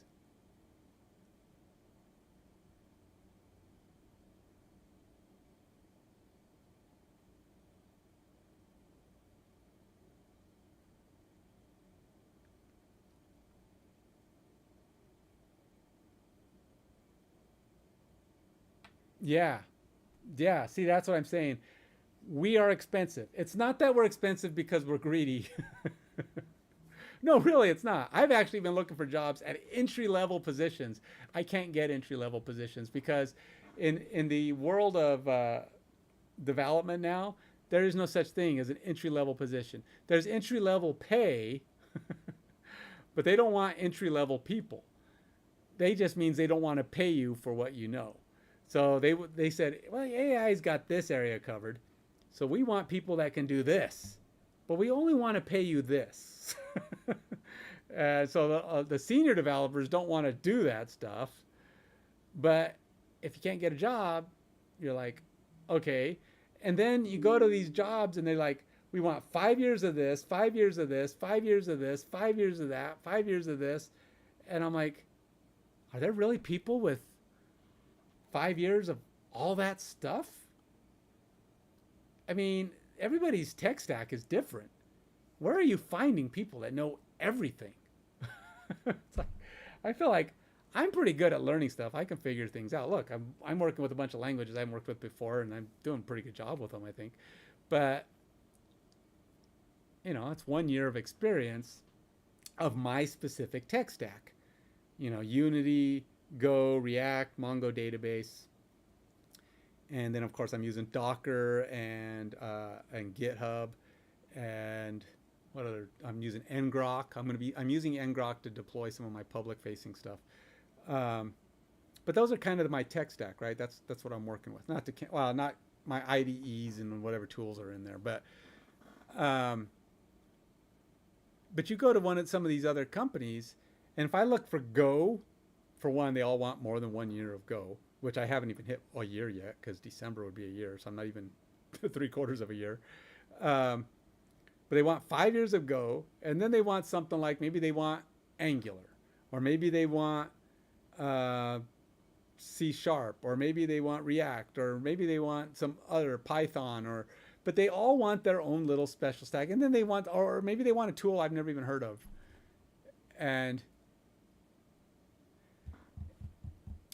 yeah, exactly. And in the U.S., we're more expensive, right? Because of our cost of living over here is really high. In a lot of the states, if you live in any of the expensive states, I have thought about moving to a cheaper state, but I don't want to live in some of the states around here. They're really cheap. Get the cost of living down so I can get paid less, so that people aren't afraid to hire me because I don't cost as much. I don't know. Like I said, I'm not even worried about that. I just want to get some kind of income because honestly, I just want to finish this game. But I would like to make some kind of money. And I've heard developers who have a following, which me is not. I don't have a following. I mean, I have followers, but until you're in the tens of thousands, you don't have any followers. you don't count. And I've got what, 100. If you're on Twitch, you probably see I have like what, 190. And I would love to get to 200, 500, 1,000, but all that is not what they mean. But once you have a decent amount of followers, you could actually make a living developing software on your own, because you have kind of followers who are interested in what you're putting out, and you can build that. But I don't like doing videos. I am not a graphics guy. Be that videos, be that art, whatever. I mean, I can appreciate art, but I just don't conceive it. My brain, or my skill, my forte is logic. So that's what you see me doing here. I'm building up all the logic code, all the stuff that makes all of my stuff work together. I build board games, or I've designed board games, and that's I love to do that because I can build the structures. I look at things from the player's point of view. I see what's necessary, what would be fun, what would be cool, how do I tie that in? I can convert themes into playable mechanics.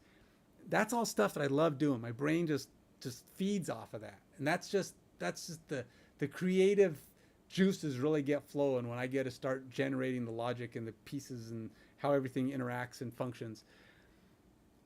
But then eventually somebody has to look at this, and I've got to feed it. Now I can make things look professional, which is why I think I do pretty good in on the business side of things, because I can make a good looking website, a functional, solid website that's clean and neat and uses basic, good professional looking colors. But if you want something to be like, ooh, ah, I'm probably not your guy in visuals. You might go, ooh, ah, oh, wow, did you see that, man, when I did that? It fed up all this stuff and it calculated that stuff and it did that kind of thing. And that's me. I'm the guy who's making it do all the cool stuff on the back end and then goes, poof, this is what you got. And just that the poof may not have any stars and fireworks. It's not going to be that. And even though you might want to see stars and fireworks, I don't know. So that's kind of where I stumble, and I need to figure out how to.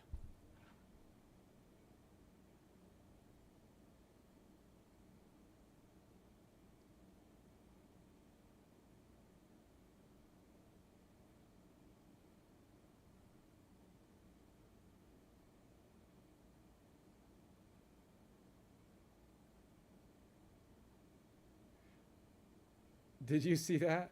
It worked just as I wanted it to. It's never hurt. The crux of back end and DevOps.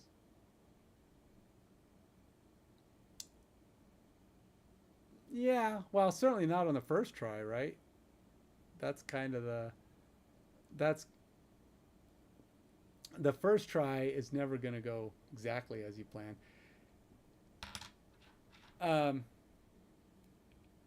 This game is going to be fun. It's going to be fun. It's interesting. I'm learning a ton, and I'm looking forward to it because I'm sick of the man. You don't know how many times I've opened up my phone and go, man, I want to play a good football game, and I've downloaded every single. I'm talking about American football, not soccer. I know you're from Norway, and you're probably thinking soccer when I say football, but no. Here I'm talking about American football. No, not hand egg. I get into this debate all the time. Look, my thought is there are two names for soccer. Football. You can have football if you really want, the one with the U. Or soccer. American football does not have another name. There is no other name. It's football. That's all they got. Nothing else. So we get to use football, use soccer. So, anyway, yeah. And sometimes we kick it. The foot does. I mean, we start a game by kicking it. And probably a third of our scores, not our points, are all from kicking it. So, yeah, the ones that are the ones that aren't, we're usually throwing it or catching it or running it to get the most points. But a third of the scores, at least, maybe even 2/3 of all of our scores are kicking it. So we kick it to trade it, we kick it to score it. There you go, man. We kick the ball. Plenty of foot in there. Just not where the majority of the points or the time go. It just takes a really long time to kick a ball all the way to the other end. Have you watched a soccer game? It takes a long time to move the ball. It's because it's more fun to watch. I'm not knocking soccer. There's some pretty skilled dudes out there with the soccer ball who can do some pretty impressive stuff. Don't get me wrong. I won't knock those guys for what they do, but it's not as bad as baseball, by the way. Baseball. It's like that game is. Might as well be watching golf.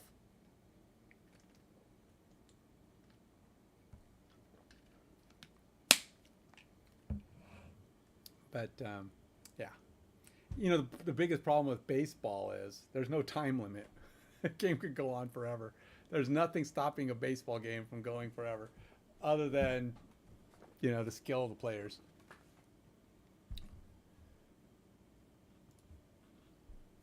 All right, Oh no, I went to 2.5 hours. This video is not getting edited. I probably will never touch this video because it's too long. Did I even get anything done? I was doing my QB stuff and I got distracted by myself. I was talking too much. Let's do that.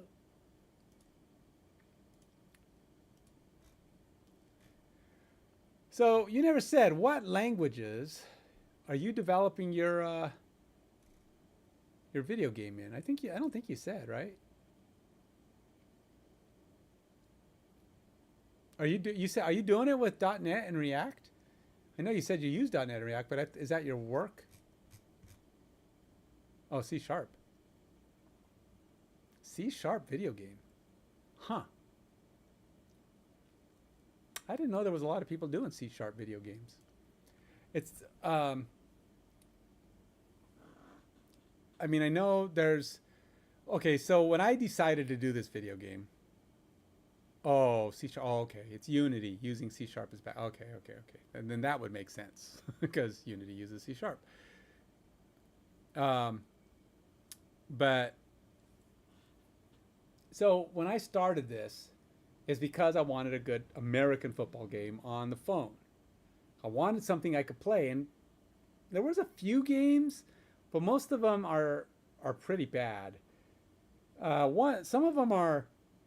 There's two kinds of games. There's play football. I want to say football play games and football management games. Madden is a football play game with some management in it. I don't know to what extent they get into it because I don't own any current Madden games. But I've heard a lot of bad stuff. Now, I will say this about 90% of the people who rag on Madden. Stop talking about their graphics being messed up, people. You don't know how good you got it with Madden's graphics. Madden graphics are amazing. Okay, these are the people who are complaining about tiny, tiny little things that Madden's games can't do are not developers. They don't know how hard it is to do graphics at the level that Madden does on their games. Now, there are a few games out there. I think there's even a couple of soccer games out there that are pretty decent. But Madden games are so beyond. There's been a lot of companies that have been trying to make games. I think there's there's a few games out there that are trying to come up. I can't remember the name of them right now. I actually have an entire workspace, Edge workspace set up that just talks about all of the competitors to my game, or not talks about, but has them all. And it's like 20 or 30 different games out there. And Madden games, you're never going to see an indie dev develop something competitive with Madden in the sense of graphics. It's just not going to happen. Not anytime soon. Until AI becomes super, you're never going to see an indie game that can compete with Madden graphically speaking. My game is more on the side of the management side of games, but it'll have a game sim part. Now, unfortunately, I always tell people to think of a game called Big Win Football, which unfortunately the company shut down last December and their game went offline like in March. But it didn't have a lot of management. It was very minimal. It was a lot like most of the phone games. It's very paywall centric. It had a lot of stuff that you had to pay for to really get anywhere. It was cool to be able to open and run, but it had what my game is going to have as far as simulations go, or at least I hope to have. I want to have a simulation that's similar in quality. The field with a lot of players on the field that are actually running a nice looking game where you could actually set it down in front of you and watch. Because my game is a simulation, a management simulation, which means you can build your game plan, your playbook, your roster, your front office, who are all of the guys that are going to make up your team, and the whole.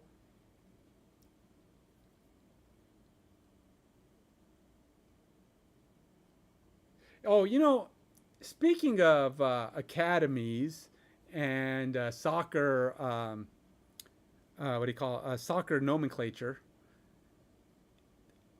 There's a number of football games I have seen come out, both on phone and on the PC, that are American football games, but they use soccer nomenclature.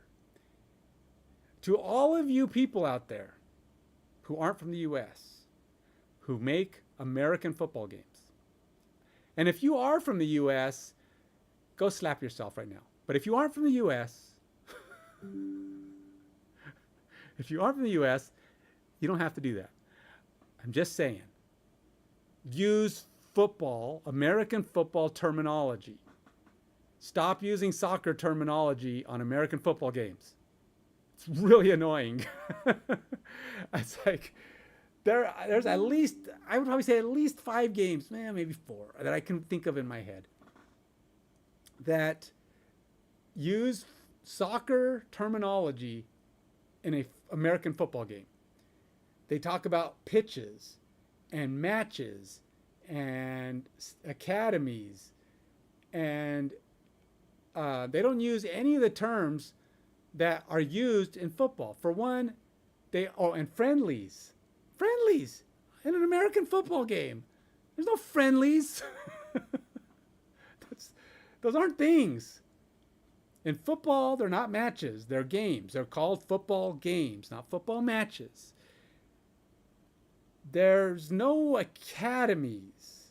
There are practice squads if you want to have players that are in a training state. You have colleges where if you really want to talk about players that are coming up for the draft or whatever. But it doesn't exist. There's no pitch. There's fields. They're football fields, not pitches. So, just saying. You want your American football game to be popular? Use American football game terminology.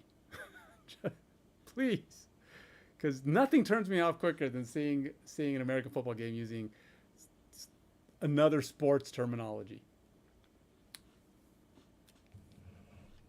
I'm sorry, that's just a pet peeve of mine. I'll get off my soapbox now.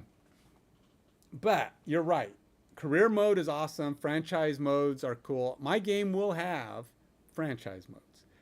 I want to figure out, I've been trying to design and structure, probably a future release will have some kind of career mode. I haven't decided how to do that yet, though. Mostly because it is a sim. There are sims out there that have kind of a career mode, but the way it's done on the ones I've seen, I'm not all that impressed by. Career modes work pretty good when you control the player. Like if you want to be in a career mode in Madden, you are that player. So you're an up and coming rookie, and you just get better and you get better and better and better, and you're controlling him, and you get to be that guy.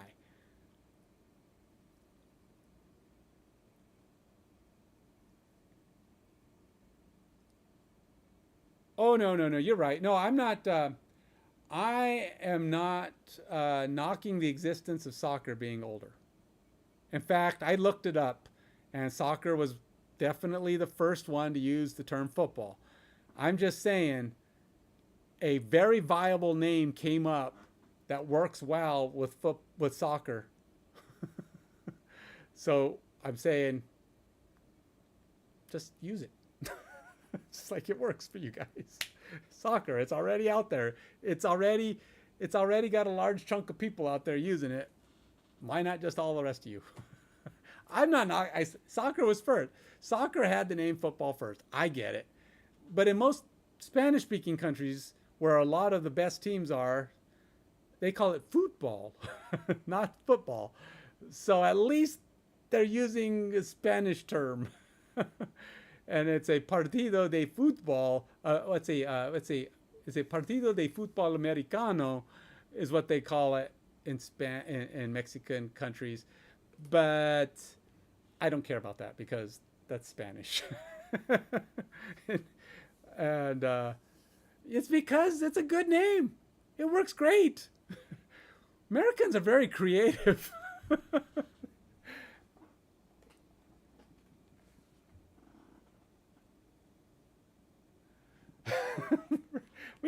We thought, well, here guys, we're going to use our creativity and give you an awesome name for your sport.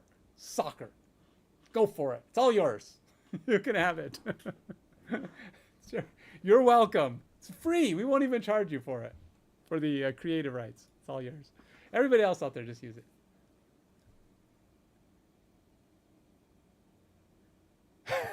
Who wants Greenland? I mean, really, who wants Greenland? What's the what? Well, I guess there might be some natural resources on there, but I mean, really, nobody wants to live there. Did you ever watch Vikings? Yeah, it was the original Vikings. One guy goes out and he discovered, was it Greenland or maybe it was Iceland he discovered? Oh, maybe he discovered Iceland. But yeah, it was just one of those countries out there that's, why would you want to be there? Yes, a Norwegian, you want Greenland. I get it. It's at least close, right? Did the U.S. actually want Greenland? It must just, if they did, it's got to be for its resources, right? I mean, because it's like,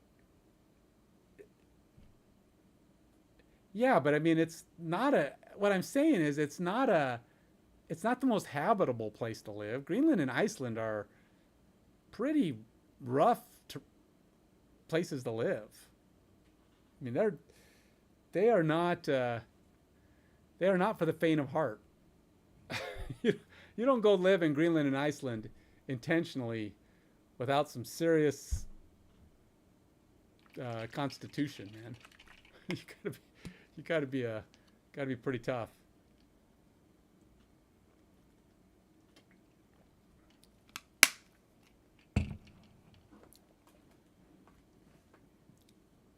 I mean, I get it that it's yours and it belongs to Norwegian but it's just like, it's the same way, like, to be fair, Alaska is probably not the greatest here either. We own Alaska, but you know, it's a tough place to want to live. I mean, there's a lot of oil in Alaska, so there's a good reason to own Alaska. That's probably why we have it. But it's a tough place to live too. I mean, there's a lot of people who live up there. It is from what I understand, a pretty beautiful country, or state. I've never been there, but it's a pretty nice location. I don't know. Greenland, I think Greenland and Iceland are probably known to have some pretty decent visual landscapes as well. Look at that. I went over my 5 o'clock point. I went over my 5 o'clock and I just totally went off the rails on my times. Sounds like me. I'm going to stop my recording here. It's time to stop my recording, because I don't know if I'm going to be editing this one anyway, because it's a mess. Well, I did create my tasks. I did create the functions. I did create the calls to the functions. That's something. It wasn't everything. I guess I'm going to have to finish them next week. It's probably Sunday, Monday, Tuesday, something like that. Then I can have my... once I get these skills built, then I can start creating the ratings. I already created the ratings function that's going to go through and turn all these into something. And then I have to build and then I'm going to have to build the skill conversions, turning them into in-game usable values. And then I can actually start, then I have to get I have to run the code that I already have that will run those values and put them into the database into the player pool. Then I got to go back to the UI, and that's where I'll build up a page that shows off all the players that exist.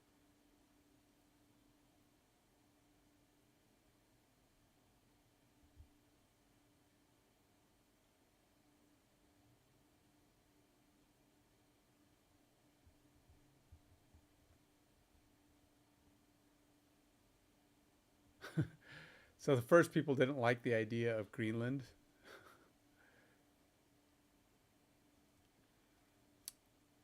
What was the name of the guy? Did you ever watch Vikings? Like I said, uh, what was his name? Loki. No, Floki.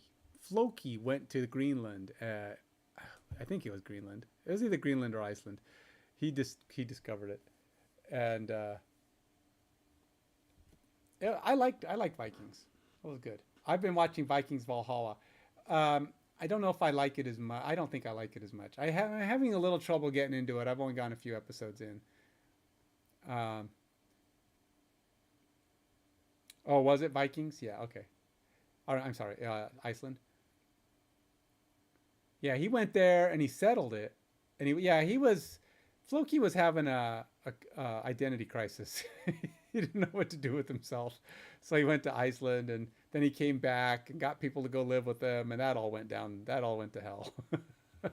So then he said, "Screw it, I'm leaving," and then he went to the United States.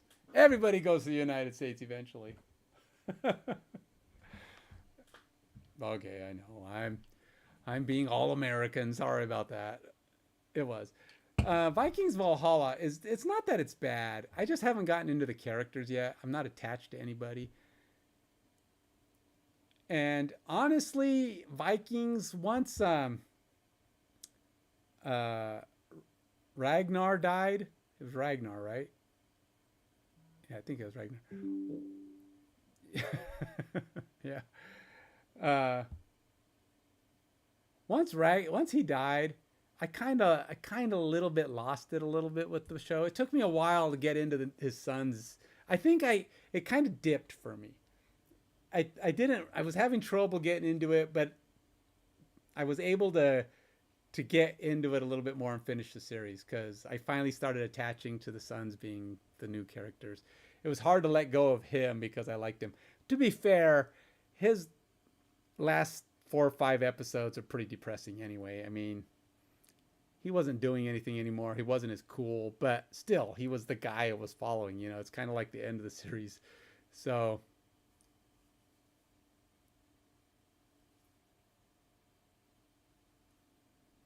yeah, that's kind of how it was. Things kind of just like it was like they were looking for a place to wrap up and they couldn't figure it out. So they go, well, let's at least wrap it up in the best place we can. We'll go to the U.S. Well, plus I think the show is created by Americans, so of course the Americans have to stick it in the U.S., right? Let's go to the U.S. Woo, the new land. But so yeah, I was probably, if anybody else had created it, they said, well, why would we go to the U.S.? I mean, it's like, we don't need to go there. We just end the show here. We just finish in Iceland. But we had to get their 2 cents in there.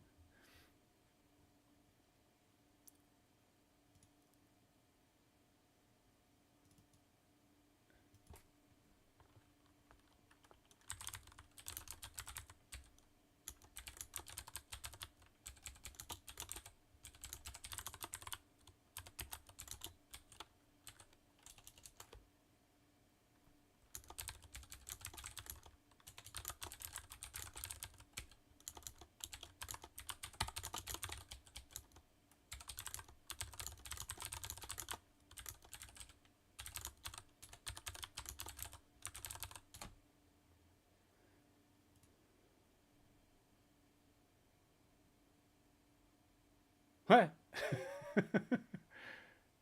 Right, it was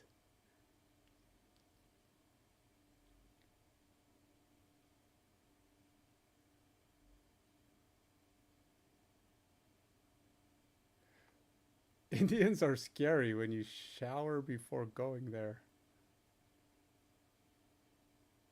Yeah, that's right. In the show, the Indians were all friendly. Yeah, it was the Vikings who came in and were crazy. Well, not all of them. It was one of them that was crazy and whatever.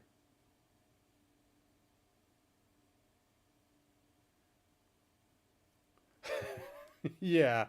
Yeah. Oh, okay. I don't know. The Indians were surviving without us. Then we showed up. I say us because obviously there's no such thing as a Native American that isn't an Indian. If you're not an Indian, you're not a Native American. Everybody's from somewhere else, right? I mean, there's descendants upon descendants, but we're all from somewhere else. So when I say we, technically my we is Mexico. So I did. It wasn't me. I wasn't part of the me we that showed up as the first settlers. We came in later. In fact, my ancestors probably had the United States before the United States had them. So we were some of the people that got kicked out and then just settled here. The U.S. kind of decided they wanted this area, or the Europeans wanted this area, took over all this area, pushed the Mexicans out on the West Coast, and pushed the Indians out wherever they were, all over the country. And I don't know if they ever actually had to compete with Canada. I mean, overall, Canada pretty much stayed where they were, and we left them alone. Honestly, though, we did try, apparently. I think there's was it the War of 1812 or something like that? I don't know which one it is. My history is a little foggy at this time. But we tried to fight with Canada at one time, and they kicked our butts. And after that, we go, all right. We don't need to. We don't need to come into Canada. We'll let you off, and let's just be friends. And so we realized, yeah, that's not going to happen. And then we kind of became friends and just kind of created a line that I don't remember. It's possible. You might be right. Somebody did. It might have been Canada, but we definitely had a fight with them. It wasn't a long-running fight, but it was at least one that made us think twice about trying to invade Canada. But ultimately, we ended up being pretty good friends. It is the longest unfortified border in the world between two countries. So we obviously trust them, and they trust us. I mean, yeah, I mean, there are guards and people at the various stations, but we just don't, it's not fortified. We don't have like guns pointing at each other and fences up everywhere. And it's just, now Mexico is another story. I mean, things are a little bit more tense over there. And it's mostly because Mexico has a lot of financial problems, and people there want to come to the United States. And then there's all the stuff about people coming to the United States illegally and all that. I'm not a person who wants to get into that stuff, but so it's a different kind of tension between the U.S. and Mexico, but it's not like we're about to go to war kind of tension. It's just, you know, hey, we have enough trouble keeping people employed here. we don't need you coming over here taking what jobs we do have. I mean, it's like I'm always of the what do you call it, the devil's advocate that says, yeah, but I mean, really, are there a lot of Americans who want the jobs they're coming over and taking? I mean, the reason they come over and take those jobs is because no one else wants them. Because I'll admit it, Americans are kind of snobby about the jobs they take. I mean, really, I mean,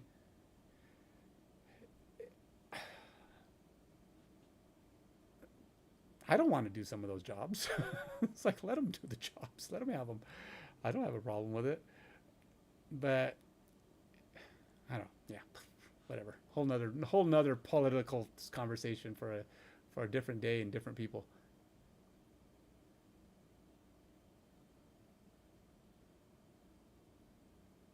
Really? Wow.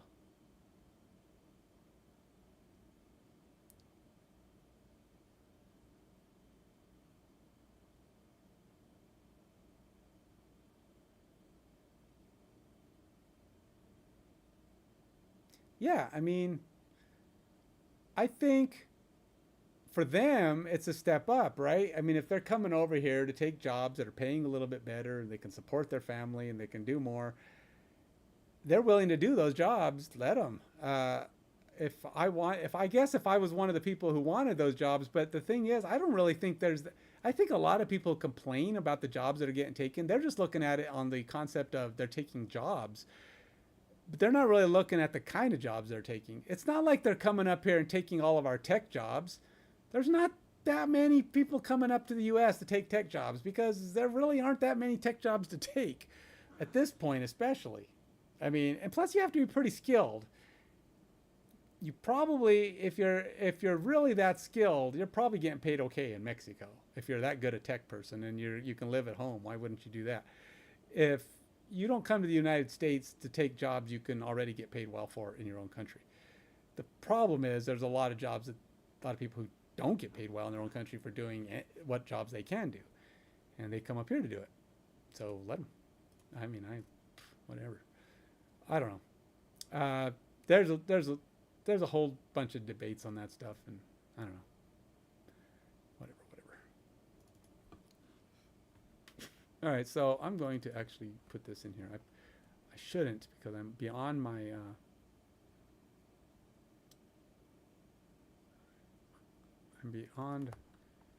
work time. Work time. I don't mind doing stuff, but I'm not work. ACC 1 to 20 skill. 1 to 20 skill. 1 to 10 skill.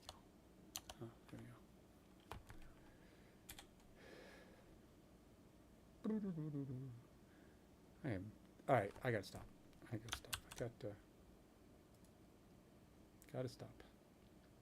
Start looking at my Friday as a Friday now. Time to start doing fun stuff.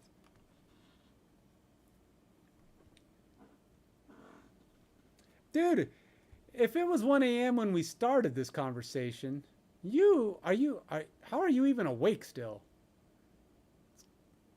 No. 2 a.m. Yeah, don't worry about dragging me off. Look, honestly, I generally get most of my work done when I'm not streaming. But I like to stream to share what I've progressed on, share what I've done, and kind of talk about how the game is coming together and what my next steps and progressions are going to be. So I don't really use my online time as an expectation of getting a lot of work done. I might be 50-50 some days. Some days, if I'm really lucky, it might be 60-40, but sometimes it's less.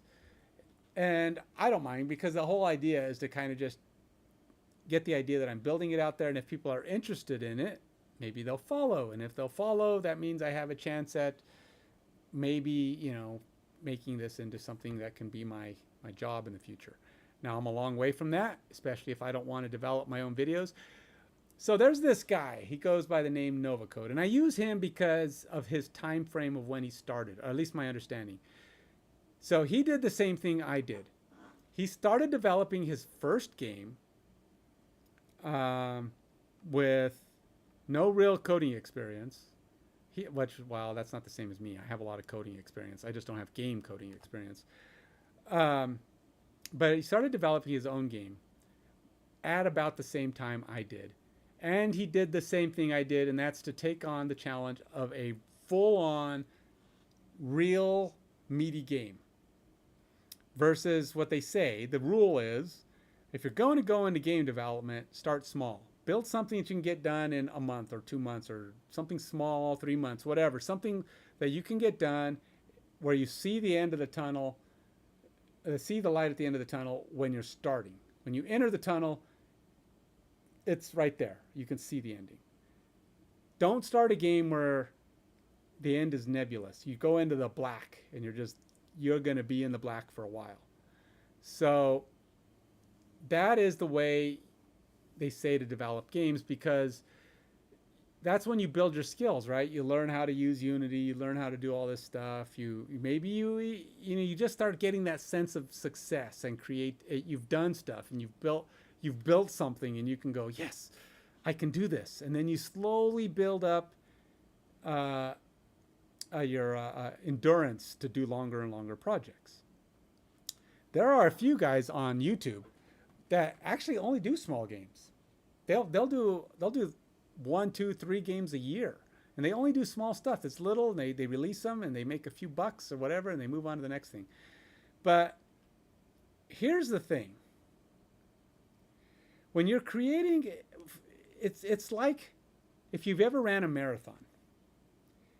If you're a noob, you've never ran, you're just going to start running, and you say, I'm going to go run a marathon. You're probably going to struggle with doing it, for one thing, because you can't just go outside and go run a marathon. You will die.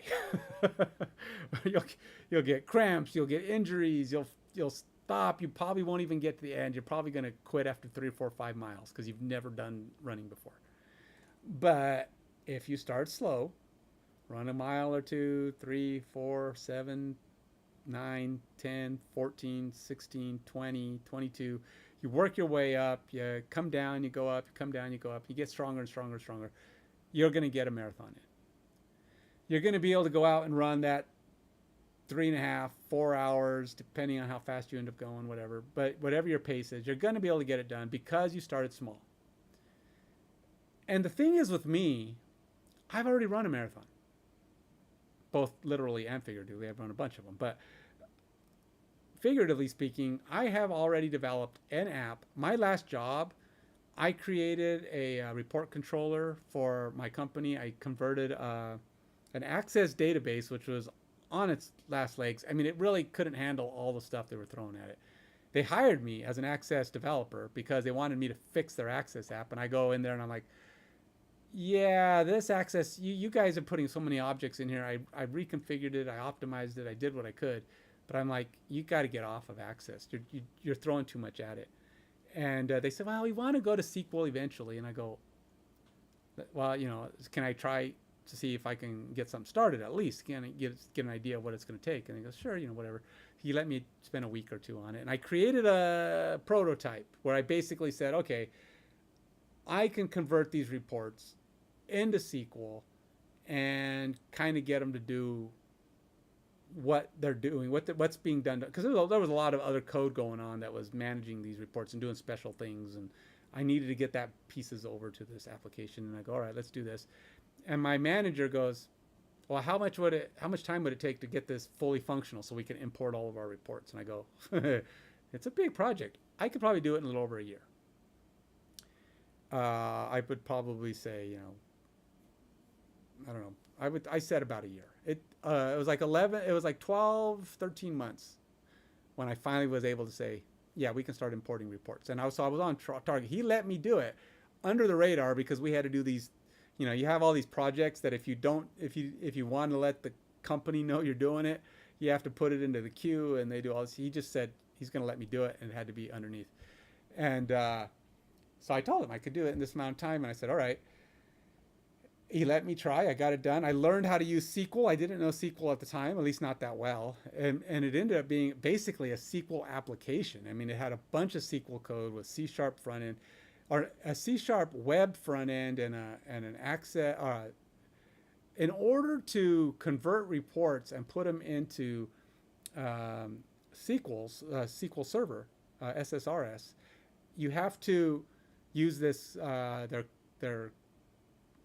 They have a scripting engine called Report Services, and it uses VB Script. So it's a VB Script scripting engine, and it had to be VB. You could not do it in C# or anything else, which is really weird. And they never upgraded it. It's always been VB. To this day, you cannot use their scripting engine for SSRS is VB.net or VB scripting, which is just really weird. So that's the one place I can think of. I don't know of anywhere else that requires you to know VB if you want to use control your reports through SSRS. So I created this whole application that our nightly batch would call my application, which would then link all these, because they had to run reports after certain jobs so they would be done on time for the next morning. So they would trigger my application at various points, and then it would go, okay, run the reports that are relying on that batch, on what's been completed. And then it would just do that throughout the morning. It would run all the reports based on whatever called it throughout the day. And then it would do a bunch of other stuff. It had a bunch of like monitoring and air handling, and it did a bunch of stuff to kind of let people know that reports are done. And it was a big thing. And it ended up being a multi-year project because I had to add a bunch of features, and I simplified how code was, or how reports were imported. And I had it writing scripts for other developers. They would just put in the parameters of the report, and it would generate all the scripts they needed to put their report into the system. So all they had to do was create the report file, and then they would just put the information into this web page that tell what they were doing, and it would generate the scripts they needed to deploy it to my application, taking days of trying to get it to connect and turning it into a 20-minute task. So anyway, to make this super long story longer, I actually just, so I have an experience with creating a report and maintaining it for years, or not report, an application. So when I looked at this, I'm like, okay, it's going to take me a year or 2 or 3. So what? Whatever. I know what I need to. I could see the scope. That's my forte. And nobody has created a game that I can go, I want a game that I want to play. I want to build this freaking thing so I can put it on my phone, open up, and play my football game. And hopefully there will be enough people out there going, hey, I want to play this game too. And we'll all be playing my game together. And because I can see it in my head as this does everything I want. It's not going to be paywall, stupid stuff. You're not going to have pay to win, pay to play. Well, you have to pay to play in the sense that you have to buy the game. But, and there may be, I don't know yet. Like I said, I'm not a graphics guy. I want to be able to sell cosmetic items, maybe some cool things to upgrade your cards or something like that. But I don't know, because that's fluff. And so what I'm actually thinking, this is how my monetization strategy is at this moment. It was originally just going to be a phone game and a React game that I eventually converted to iPhone and PC. But I think what I'm going to end up doing is making it a PC game and an Android game, because I'm an Android guy and I don't want to deal with the nonsense that is iPhone. And I'm thinking I'm just going to make it a free game on mobile. And what that is it's only going to be a demo. Okay, so you can use it. It'll connect to your game online. But if you buy the game in full, which is to go buy the PC version, you'll get the phone game in full. And really what the phone game is it's just a window to your PC game. It's another way to play your PC game. And this way I can do single charge. And nobody wants to pay for a phone game. But if they know it's actually a PC game, people pay for PC games because that's just the way of the world. They will pay for a PC game. And so you sell them a PC game and it gets the extension. And maybe the PC game has an add-on price. I don't know, maybe for the phone game. Maybe you only do the PC version, but if you want it on your phone, you can pay an extra $10 and you get the PC version. I don't know.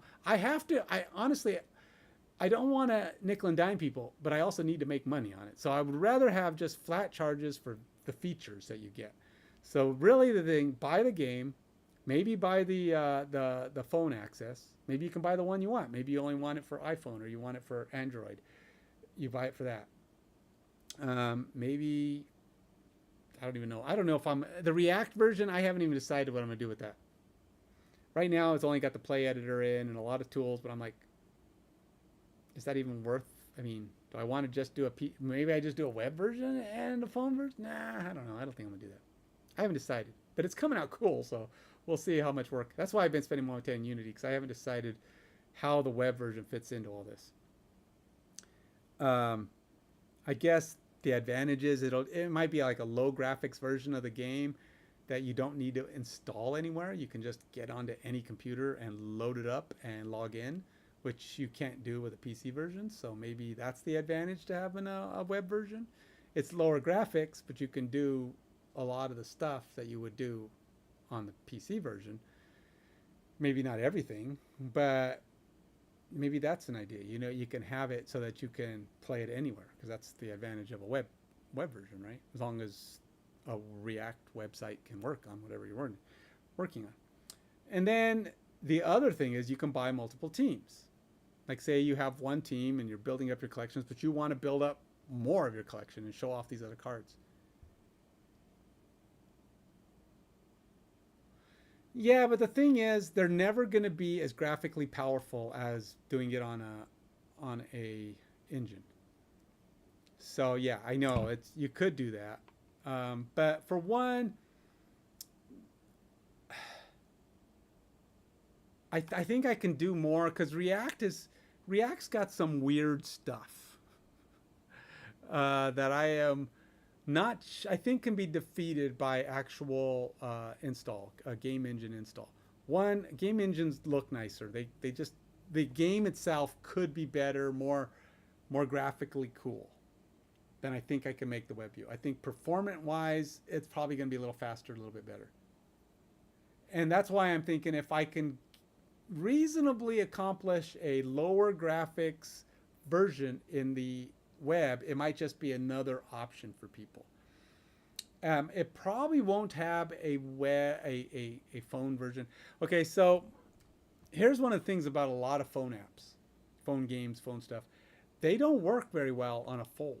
This is a fold. This is one of those phones that you unfold it like that. And they haven't been optimized for the aspect ratio that is the interior of this phone.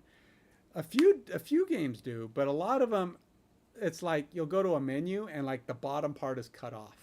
Like you can't push the buttons. And I'm like, I can't even use this game. I have to close the phone so that the aspect ratio will stretch and I can see the bottom of the screen. It's like, dude, you're making me use my nice big screen and fold it closed to this skinny little piddly screen because you didn't want to format your game to look at.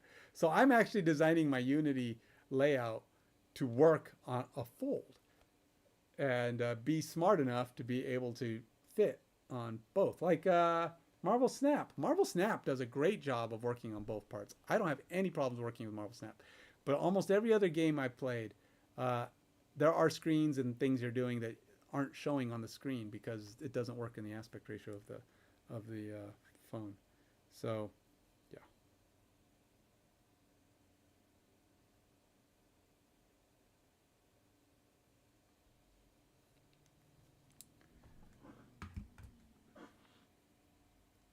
But anyway, so I don't know. I think from what I can tell with Unity and what I've heard, it's really not a big deal to make a PC version and a phone version.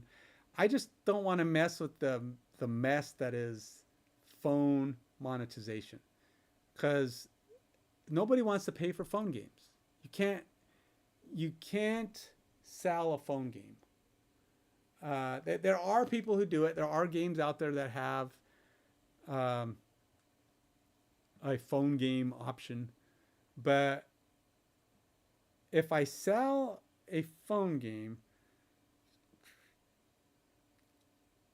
it's like there's a game called Retro Bowl. I don't know if you've ever seen it. It's a football game, and it's one that's actually okay. It has no management in it. Okay, well, no, okay, I won't say none. It has very minimal management. You can have like 9 guys on your team, and you can pay money to upgrade how many. So it's got paywalls of sorts to keep you from doing certain things. Like maybe you don't get enough coaching points. So it can be a little difficult to improve your team if you don't ever pay for it. So then you're just drafting and hoping you can get things. And then hopefully you get really good at the 2 or 3 types of plays you can do where you drag your quarterback back and you take advantage of your good players and you try to improve. And then you can also, there's ways to play it, but it's kind of fun, kind of simple. It's called Retro Bowl. I did play it pretty good for a while, or play it a pretty good amount of time. And then I still have it on my phone, and I'll open it up every now and then. So it's got me there in that sense. But it's got a few paywall things where you can go up to 10, 12 players or something on your team if you want to pay for that. Or you can buy, you can unlock some advanced features for $10, or you can maybe buy some new coaching points. Some people have put a lot of money into Retro Bowl, so I guess it does make money. But it's got these pay elements that, in essence, are pay to win, right? If you really want to advance your team and be able to get the best scenario for all your players, and have enough of the points you need to get the coaches and the stuff you want, I can't do it. I mean, I have been trying for a while. I have won the championship on it once or twice, but I can't keep it going very well because eventually you guys retire and you don't have any money to. It's not giving you enough resource to keep making the team better. So you keep crawling along trying to beat it. And so you have to lower the difficulty a little bit, and I hate doing that. I like doing the what do you call it? The dynamic rating or dynamic difficulty. So the better you get, the better your opponents get, kind of thing, which is kind of annoying sometimes because they're stupid good. And there's no defensive side to the ball. I mean, you have defensive players, but you don't get to watch anything. It doesn't show you anything. It just goes score, score. Apparently my team's not doing anything. Score. It's like you score, they score. You score, they score. You don't score, they still score. It's like whatever. It's like you never get it. It's like you can't see anything. You don't know what's happening. It doesn't say what plays are being called. There's no playbook or game plan or any of that. You just have players on the field and they do whatever. You can control your players, and you just have this quarterback that goes back. You either hand it off or you throw the ball. And it's all very generic, but it's kind of cool. That is very simplistic, and it's not enough of what I want. I want decent graphics without being insanely graphics. I can't do insane graphics if I want this game to ever be released. But anyway, yeah. So there it is. I think everything's got the phone world is all about pay because you can't make money off of a phone game unless you got lots of user base who's paying you money all the time in small tiny chunks.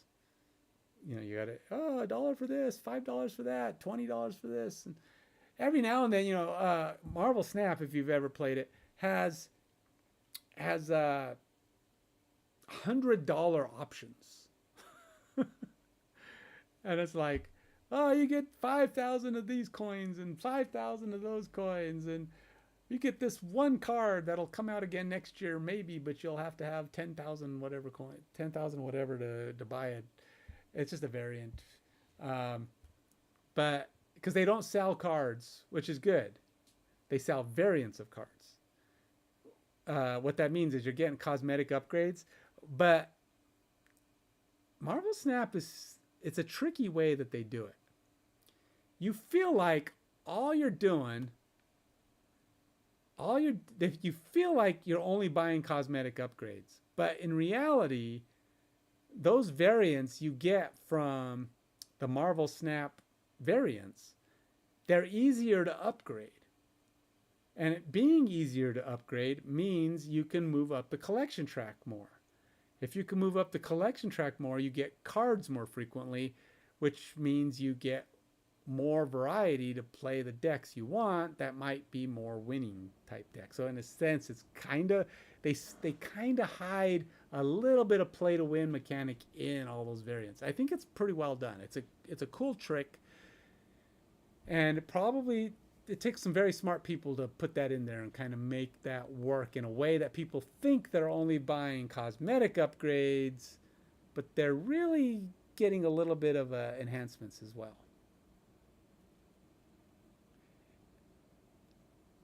Yeah, there's so many gacha games out there. I mean, really, every game out there is either a gacha game or a blind draw game, right?